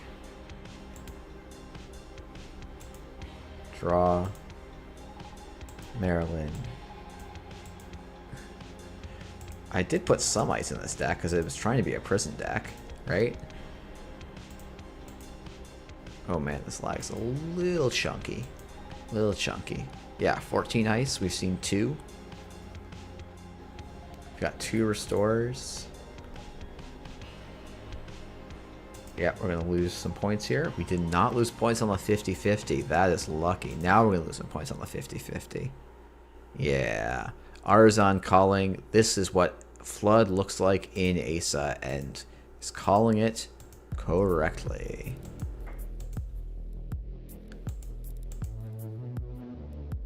Okay, let's go. Prison established. So we go MIC on HQ. Front company in a remote. Click for a credit.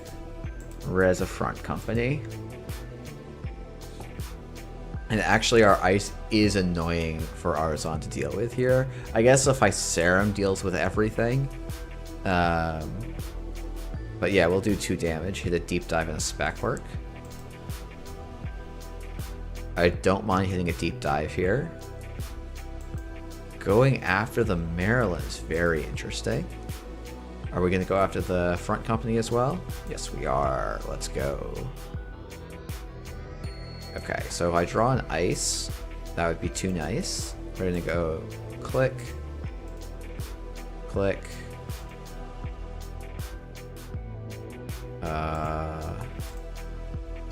res, click,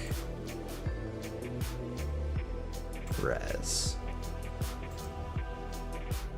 Now, I don't actually like this play because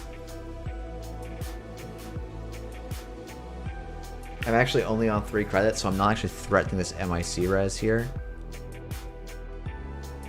I guess Arzon only gets 1 click and he has to choose which asset he hates more. I think that's probably the correct one to hate more. Let's just spin Dr. Shuffle now.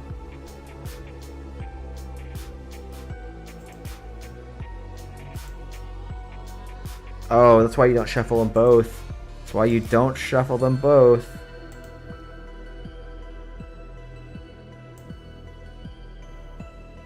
Wait. Oh no, I didn't have a way to get that much money.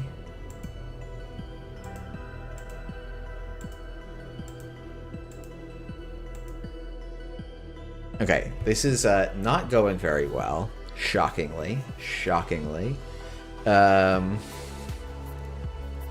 Like, even scoring the Ikoa here out of hand is bad. Yeah, so I was supposed to do, like, some restore nonsense with one of the front companies. Let's draw some ice. Here we go. Here we go. Alright, let's do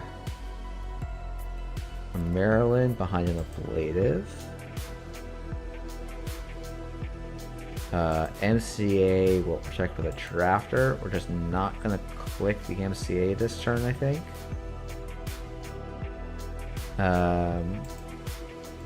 This is better in Asa than Mirror Morph. Yeah, I think so. The reason I think this is better in Asa than Mirror Morph is because I think we just actually want to spend a lot of our turns. I think doing weird kick flips to trigger Mirror Morph is just very rarely worth it. Whereas, like, we've gotten some value out of most of our Asa triggers here. So this is last click. This is... So we're going to add a face-down card to our hand. We'll install a Rashida in a new remote. And do that. Yeah, the idea is that Ace is just a very efficient thing to do. Yeah. Calling our bluff, but we kind of have to.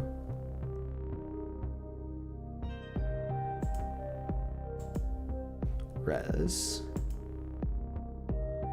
So this is going to be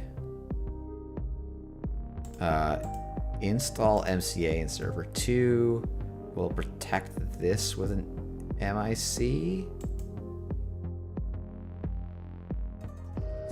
Click the MCA, fully up, and gain 8. Some local SF players have a list like this, and basically Asa is almost always an extra click with the install, whereas Mirror Morph only sometimes is. Yeah, that's kind of my feeling about it. Is like, yes, we could do other things, but this is probably the best thing we can do.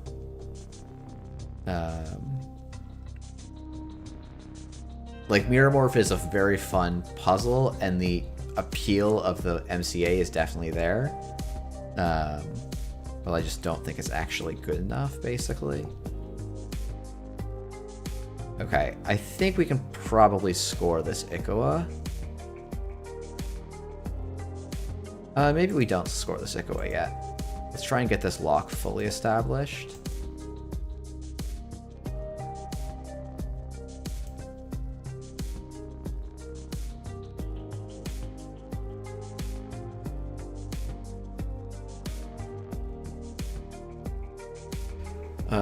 And I think we will ice archives next turn. Yeah. Okay, so... like, I should start trying to win. But I think I want to hold off a little bit longer here. I guess I could, like, click this MCA and then start charging the second MCA, but that seems quite silly. Let's actually just do some proactive protecting of the stuff. Played a Hyobu deck tonight. It was just bad at Ag Confusion that makes slightly more money from Open Forum and Bamboo Dome. Oh my goodness. We'll shuffle Maryland. We will pop MCA. We will install the Ikoa in service. So we've missed Asa in the last 2 turns. So we could also have clicked the MCA this turn if we were Mirror Morph. So that's maybe a thing to keep in mind, right? We've had... This was, I think, probably only the first turn where Mirror Morph would be strictly better. We have some disgusting restored double MC turns available. MCA turns? Yeah, we definitely do. Let's res, click, put this in server 7. Yeah, the restore for front company here, I think, is meant to be the, like, backbreaker. The drawing last click is highly suspicious. Some might even say incorrect. Maybe even strictly incorrect.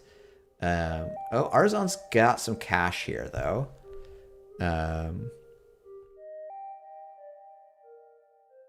Yep. Okay. Ika comes down. I wonder if I spin Doctor back just to lower some density here, because density is pretty high. Let's just shuffle back to a fully op. Let's just shuffle back 2 fully ops.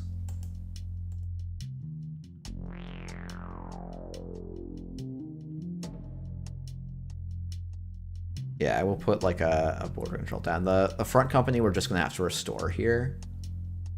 I wonder if I just overwrite this drafter now. I feel like that might be correct. Yeah, we're gonna Asa install. Okay, this would be a turn that Mirror Morph provides us equivalent value. Did I forget to res a Maryland? Sorry, forgot to res.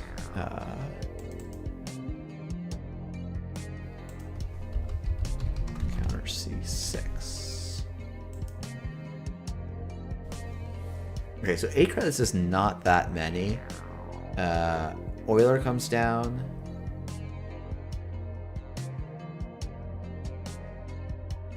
So I might have to pop this MIC to protect the Ikoa. Which feels pretty bad. I don't actually think I have much choice. Which is a very funny tell.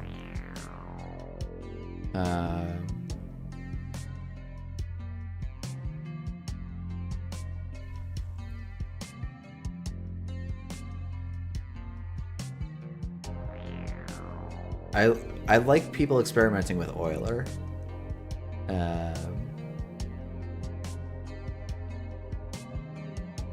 Yeah, now you just go trash the front company. Oh, actually trashing the MIC probably makes more sense. Yeah, especially now that HQ is wide open. HQ is less wide open. Oh, actually no, here's what I do is I install the Ikoa in server 12, then install a spin doctor on top of it, then install the drafter on HQ, and click for a credit. Am I playing Worlds or working? I am working Worlds. As the OP manager, while it's a fun idea to play Worlds, in practice it is pretty low on my priority list. And it was... last year I was the head judge, and unfortunately most of my judges from last year were not able to make it. Ooh, okay. This is the downside of playing all these 5-3s. Yeah, we've been kind of demolished here. Parisha comes down, that's no good. Oh, drafter last click, I don't mind. We'll see if there's an Ika from hand. Ooh, okay, so I do get to add a front company to hand. And a restore, or a Rashida in a new remote.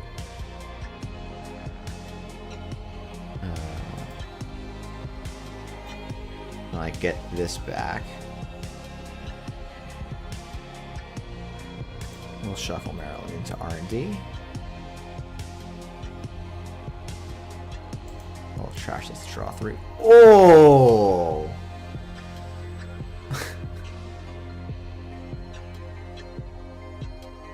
Whoa!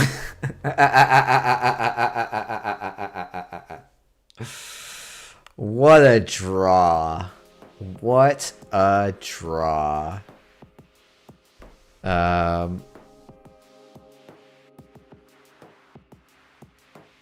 Okay. So, we don't have any sentries to make server 12 truly untouchable. Now, the MIC does cost 1, 2, 3, 4. And then propeller counters another 7. But money's not going to be a huge issue here. So let's go front company ablative barrier in server 7.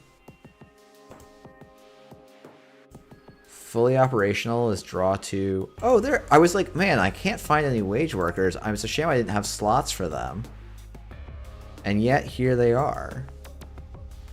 Let's just play another fully operational for 8. We've got a spin doctor. We will res a front company here.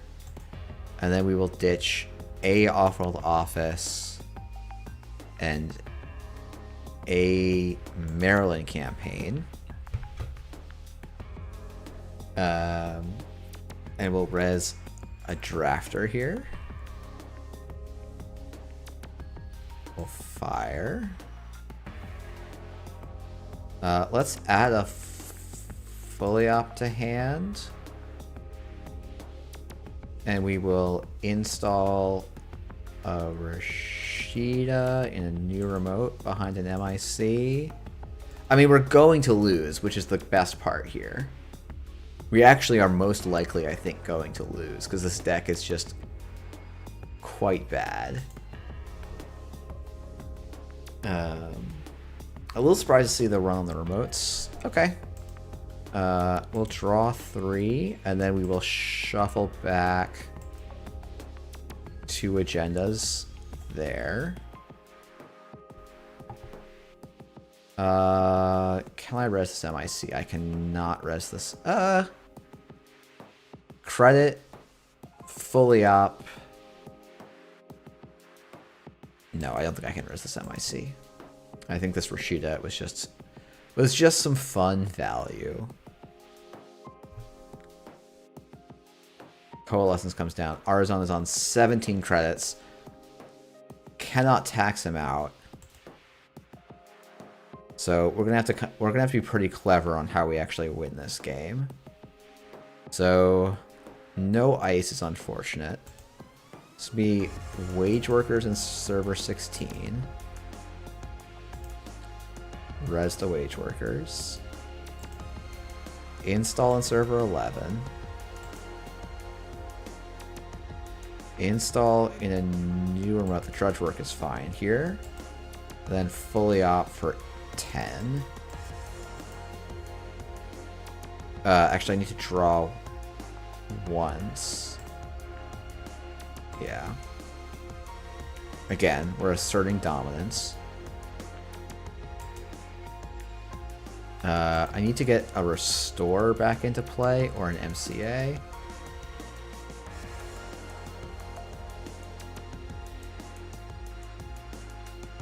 I do have to pop the spin doctor here. I get 2 for 1. I think wage workers is going to go. But I think there's lots of different threats. Yep, wage workers makes the most sense. Killing wage workers for 2 credits, but you get a credit back and draw a card seems pretty good. Yeah, let's res the ablative. We will put an MCA in server 12. Done.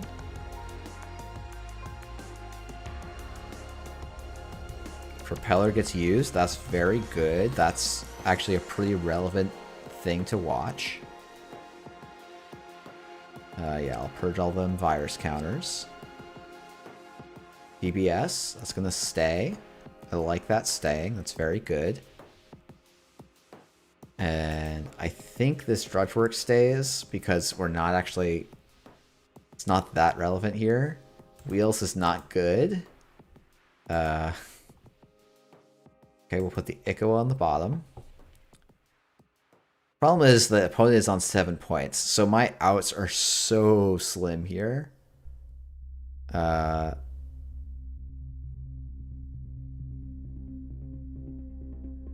Wage workers and server 16. Fully opt to draw 2.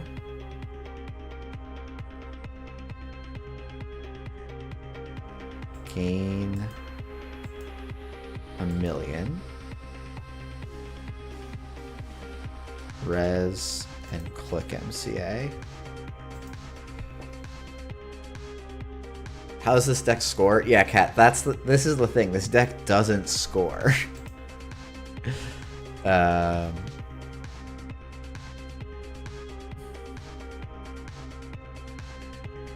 It like MCA grinders is how it scores.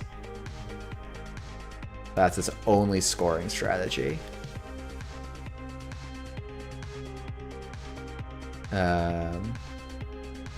Yeah, I agree, Cursor. I think what I should do is cut a drudge work for a second DBS and have an influence to spend on something. Maybe like a single powers that be. Seems like it could be plausibly correct. Because yeah, I'm not going to use this DBS now that I've put an Ico on the bottom of the deck. Now that I've put 2 Icoas on the bottom of the deck, I definitely am not using the DBS. Okay.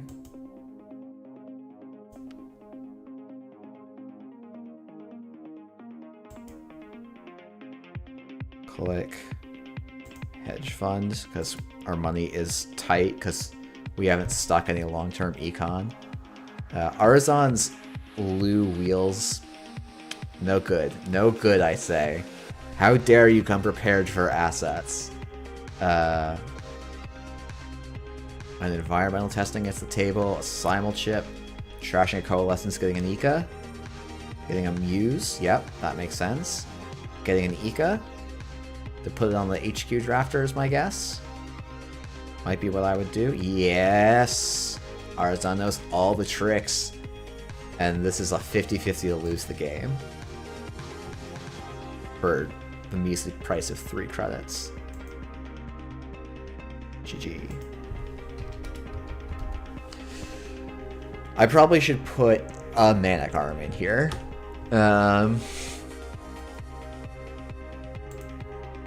Okay, so we cut the drudge work. Get a second DBS. Do we just go all in and cut the virus for the 3rd front company?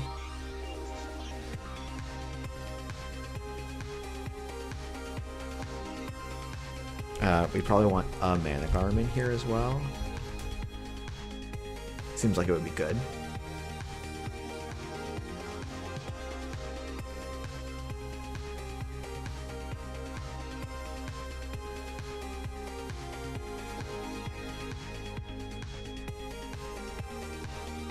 What's the cut? Is it like 1 Maryland? Maybe it's 1 Maryland.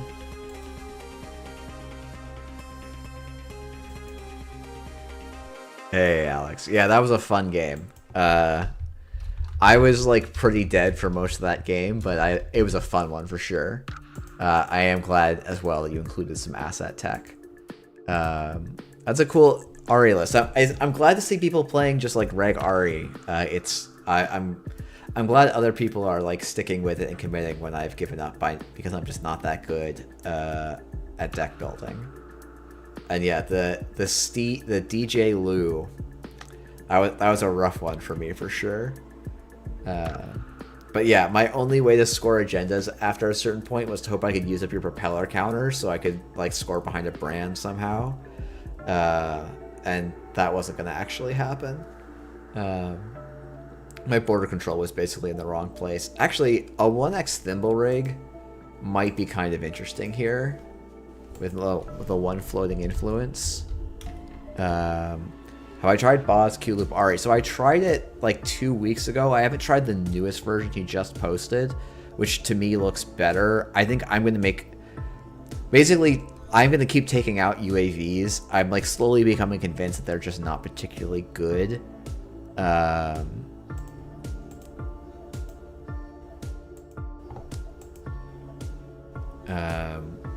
Like, it's a card I deeply love, and I want the engine to be good.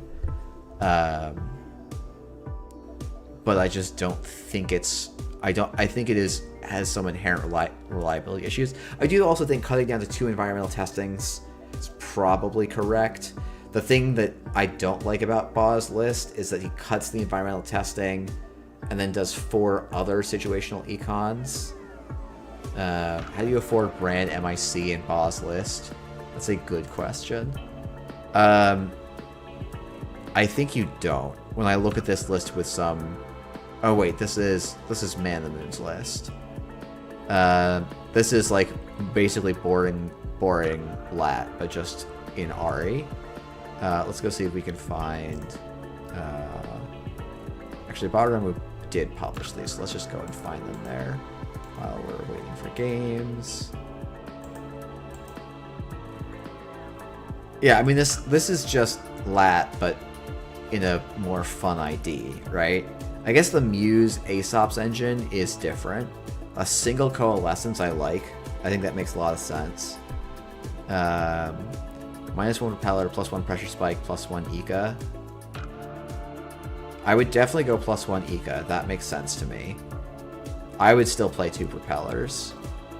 But that's just because I love propeller. It's my favorite thing of all time. And then this is Batarang Wu's Q Loop list, which I enjoy. I don't know what this monkey wrench is doing. I feel like that should just be a Miss Bones. Like this list has 0 asset tech. Its asset tech is DJ Lu. So I guess also Trick Shot, which I just am skeptical is enough. I do like going back on the 2x deep dive as a win condition. If you're going to go for the style of list, I think it's a pretty good win condition. Like, I like this. I like a lot of these changes. I would just change this to be more econ. UAV felt great on the weekend. 2 ecos make the car shine. Yeah, I love UAV. I feel like it's a little bit tricky. But, you know, maybe this is like the thing that figures out. Like, also the Q loop feels very, very good to fire consistently. I think 1x Parisha is worth it in Reg. I think 1x Parisha is worth it in RE period. And like, if you're already gonna play the Aesop's engine, where's my Parisha? Like, I mean, this is the other. I don't know why you shouldn't have a single SMC in here, but we'll see. This is a rough start. We've got no money and no threats, and 1 piece of ice. It's fine to run it and just Aesop spec work it in other matchups. Yeah, I think that's totally true, Alex. Okay, mulligan matchup. Okay, so the one turn that we're not dead to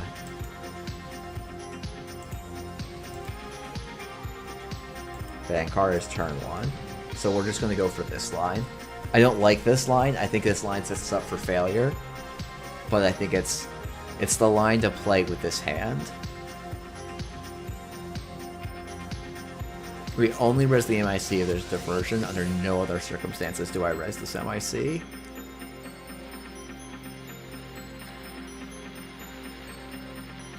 And honestly, if I draw a Rashida, I don't think I even score the Luminal. No, I do score the Luminal if I draw Rashida. Is there a card that I draw where I don't score the Luminal? Probably not. Maybe Hedge Fund, but even then it's just credit, hedge. If the remote gets run, I start being in some trouble. Okay, yep. 2x spec work over Aesop's was amazing.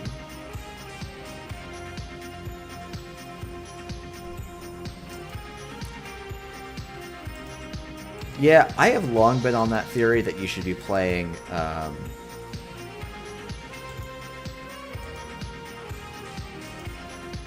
spec work over Aesop's. I think Coalescence... Yeah, I guess I go back and forth on which one is better, and like I kind of, to be honest, like I gave up on the archetype, so like I don't know why you should, like I would not recommend listening to me on this. I need to actually play some games, but we're gonna get run over by a single counter on a coup. Oh, and I guess Herald has no credits, but problem is neither do I. Oh, over the third Aesop's. Yeah. I could definitely see running a spec work or even 2 spec works over the... I could even see doing something like 1 Aesop's, 2 spec works over 3 Aesop's. So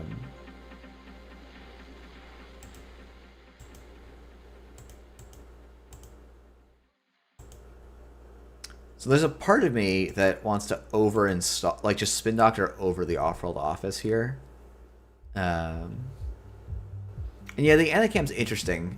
Like, I love the lily pad UAV, like, Ika, like, engine.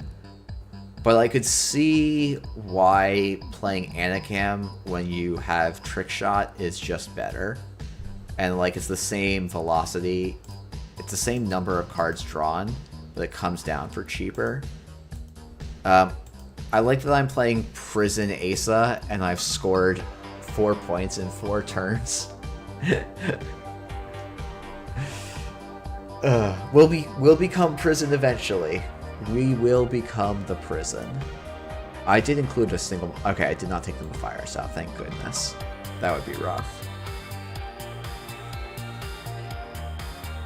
Okay, mark on HQ. I could res the Spin Doctor here to avoid an extra access.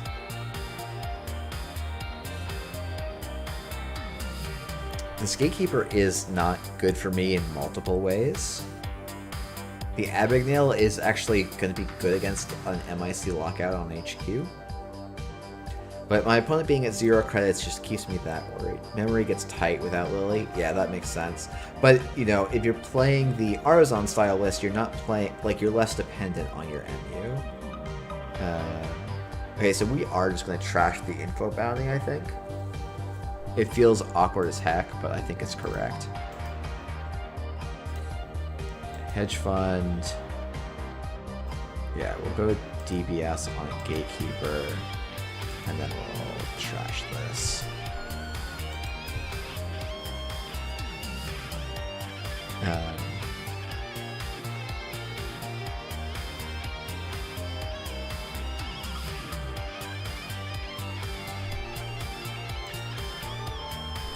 Ooh, I don't mind hitting the fires there. Especially because Herald probably has to trash it, so he doesn't get the Amakua counter.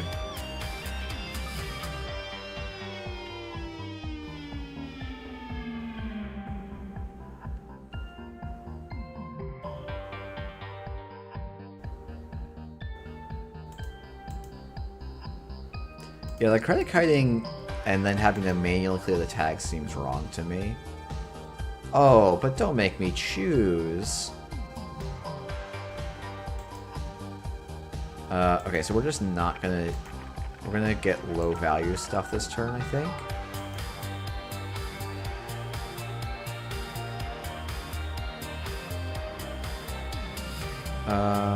Do we?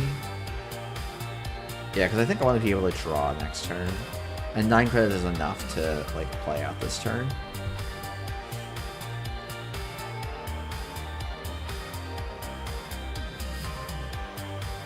The ablatives we probably want to avoid resing until we can get the front company up, even though it is threat 4, I guess. But yeah, I mean, this game should be easy, both because our opponent has taken some credit, has gone down the credit totals that make us pretty favored, and then B, we get the very broken fully up We've only spent 1, 2, 3, 4, probably 5 clicks setting up a fully op here. This is a argument I got into. Argument's a strong word. A discussion we got in GLC where I think fully op is actually pretty fair. Like Asa sets it up easily, but even in Asa the payoff isn't actually that high. Or like it is high, but like you have to actually work for it. If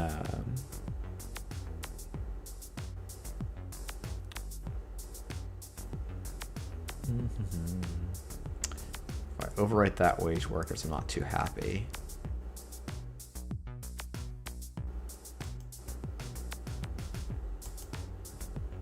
Okay.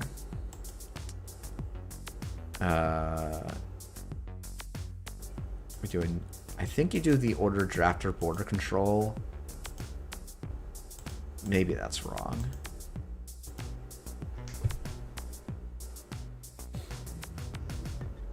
Now, there's an argument that I should just like install advanced the ICOA, which might be right, because excuse me, without a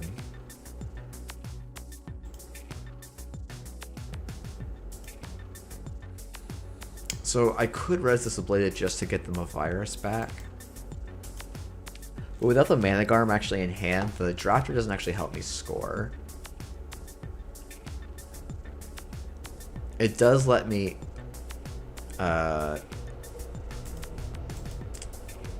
like, I can probably use some funky stuff where if I trash the Spin Doctor somehow, I can do some fun stuff, but... Alright, Rashida, we'll put a Bran on the bottom. And then we're going to... not ice the front company, I think.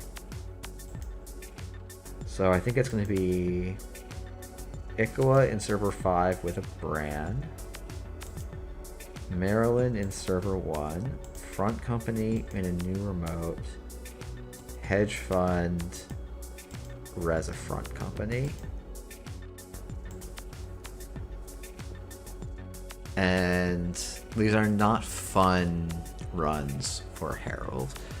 This list maybe should be playing a Warroy tracker just to protect the front company. So if this is the style of Asa you want to play at Worlds, I would probably recommend finding slots for 2 Warroy trackers. Maybe over the Wage Workers, honestly. Like, I love a Wage Workers, but it's not that good here, he says, sadly. But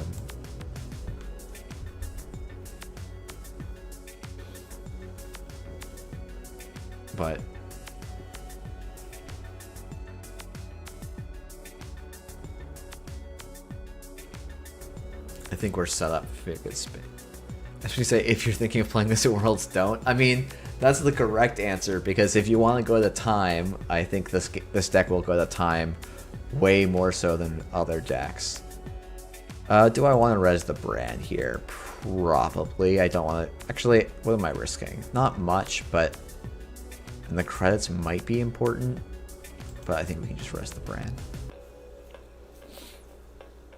Deny the Amakua counter, honestly. Yeah, there's no tricks here. I will just fire. I feel bad. My opponent is playing Steve and has triggered Steve 0 times. I have no ice in archives. Having an ice in archives would be very nice here, but...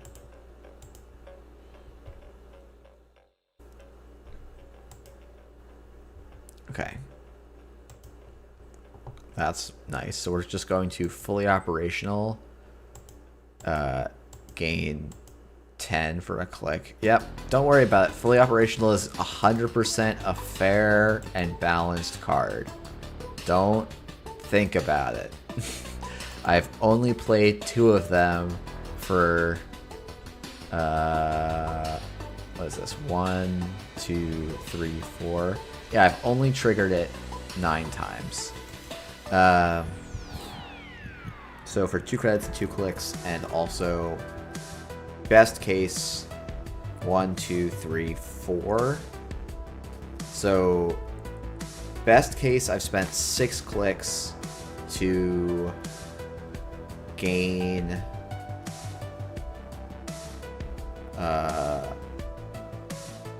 18 minus 2.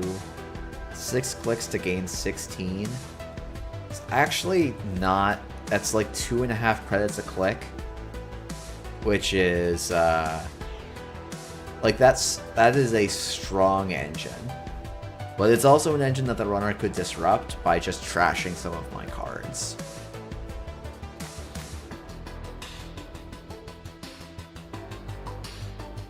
Who could say if it's fair or balanced? Who could say? I think the like bounce back is definitely a thing to watch out for.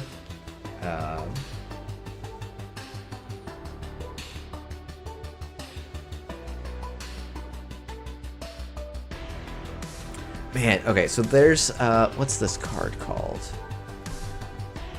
Armed Asset Protection, I think.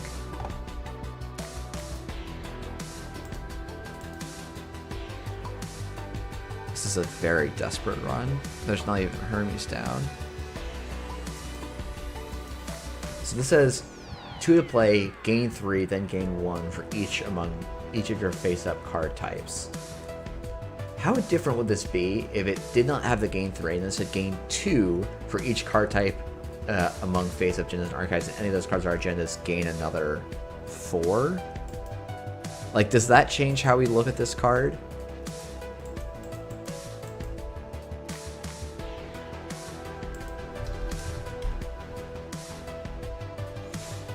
So if we have turn 2, so let's say we get 2 types in the bin, this is worse. Because it would be a beanstalk at 2 types. It becomes a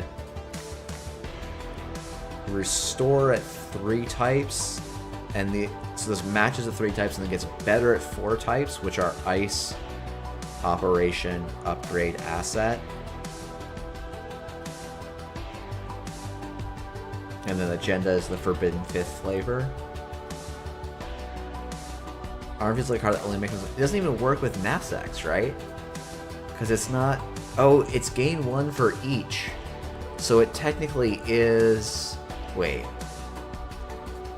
Does this trigger once on each? Or for. This is a repeat this process, which I think is a different for each loop. Rules.nullsignal.games. Oh no, we're delving into the rules space. Okay, actually we can just try searching for each.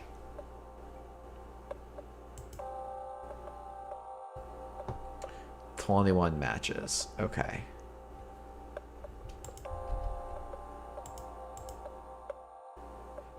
Each sending instruction requires a player to choose. The player announces appropriate targets. I don't think that's relevant.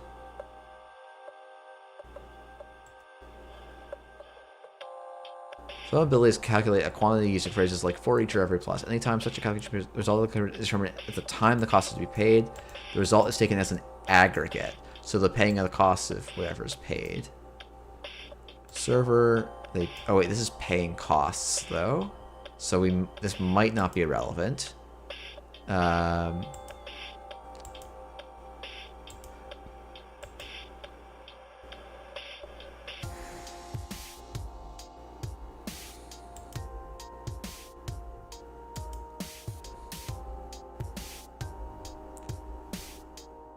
hook would play more than 1 card. Those cards are played one at a time.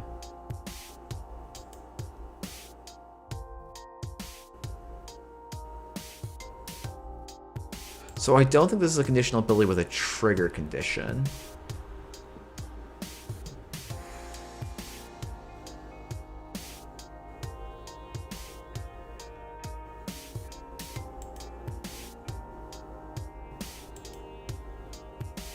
Some abilities calculate quantities and sets. Some abilities calculate a quantity using phrases like for each, every, or plus.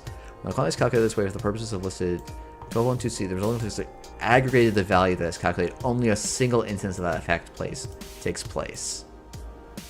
If the calculated value is less than or equal to 0, the effect is not placed at all. So I think 9.12.2b suggests to me that for each, or for every, means that we would count armed intimidation as, or armed asset protection, excuse me, as only giving a single, it would give 2 instances of credits, right? No, it could give up to 3.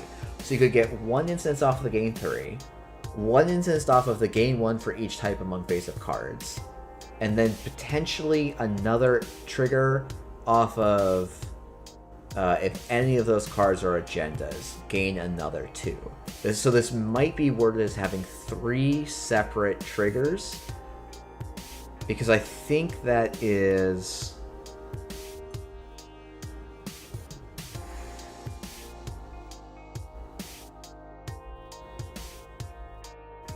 I think that's 3 separate instances, but not more than 3 separate instances.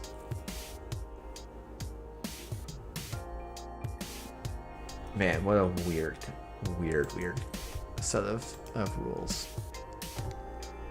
Okay. Let's see. We're at 2.5 hours. I know I started a bit late, but I think I'm going to call it there tonight. Thank you everyone for tuning in. Worlds is very, very close. Oh, and Build a Battle World is another trigger condition. Worlds is 2.5 weeks away.